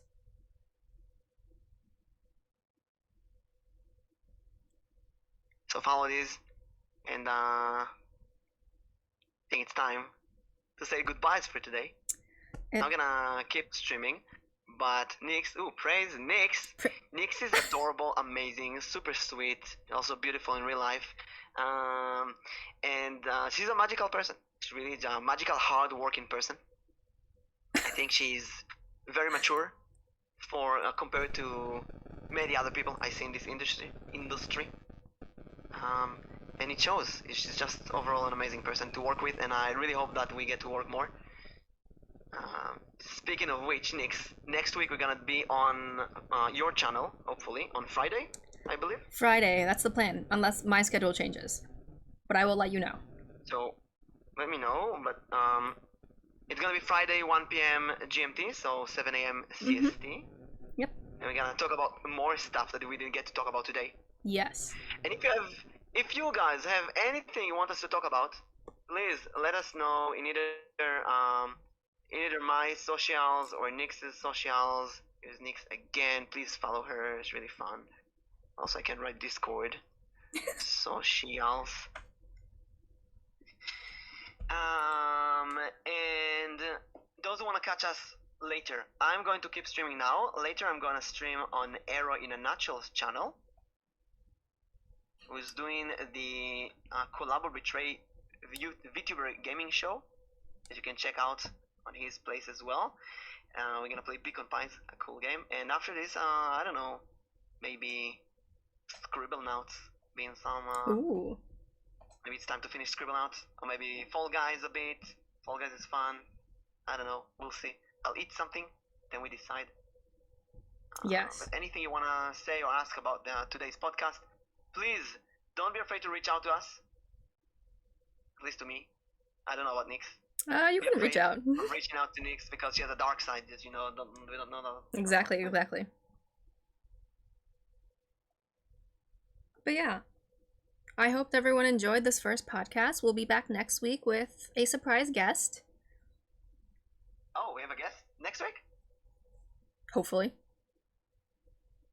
We have to figure that We out. have a guest next week. if you manage to get someone at these weird times that we have. I think so. For now, I think the people in the U.S. is a no-go because everyone's sleeping. So we'd have to do someone either in the maybe AU or EU. Or Asia, they also even for them. Yeah. If you're gonna play Fall Guys, I'll be able to join. Yeah, we can play Fall Guys together. No, it could be fun. European also hard because school. But Fridays 1 p.m. GMT should, I don't know. Maybe we'll just try and we have both of us. We have schedules on Sunday, Monday. So if we can figure out someone who want to join us and they can only do it in a certain time, we'll talk to them. Yep. Right now, I think Nyx and I want to keep this in same time every week, ideally. Yes, ideally, because that's what works best with our schedules. Yeah, maybe we do one more show, just us, and then we start with guests. We'll see. Oh, we could do that again. But that was really fun. It was fun. That was great. Let me tweet here's today lessons. Consistency, creativity, networking, happiness, reflection, and embrace this stuff. You know what we should do?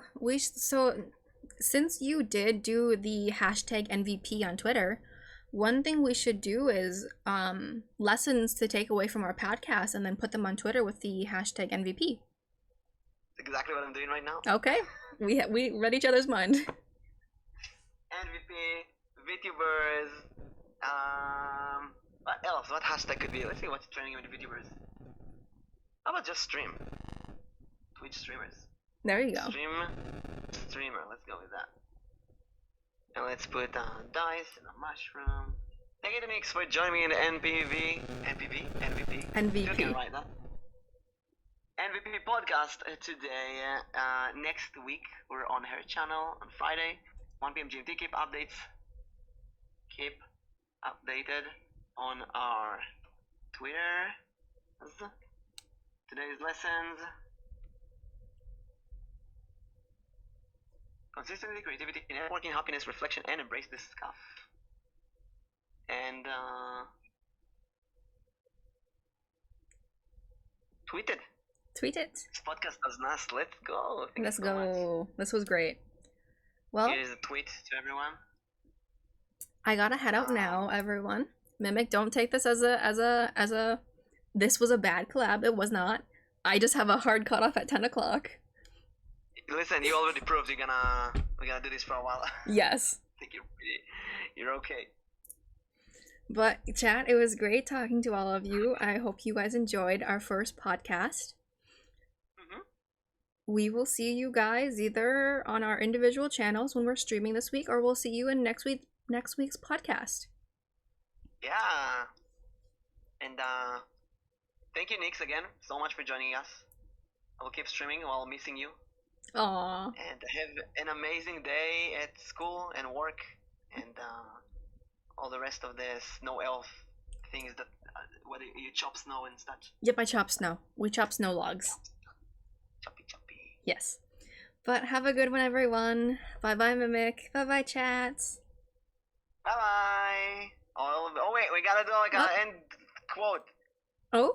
Wait, say something that you say at the end of your stream. Oh. The thing I say at the end of my stream is good night, good morning, or good afternoon, or whatever world you come from. Have a good day. Good day, Zoe. We'll miss you. This is Oleander. Your name is Zoe now. Okay. Okay.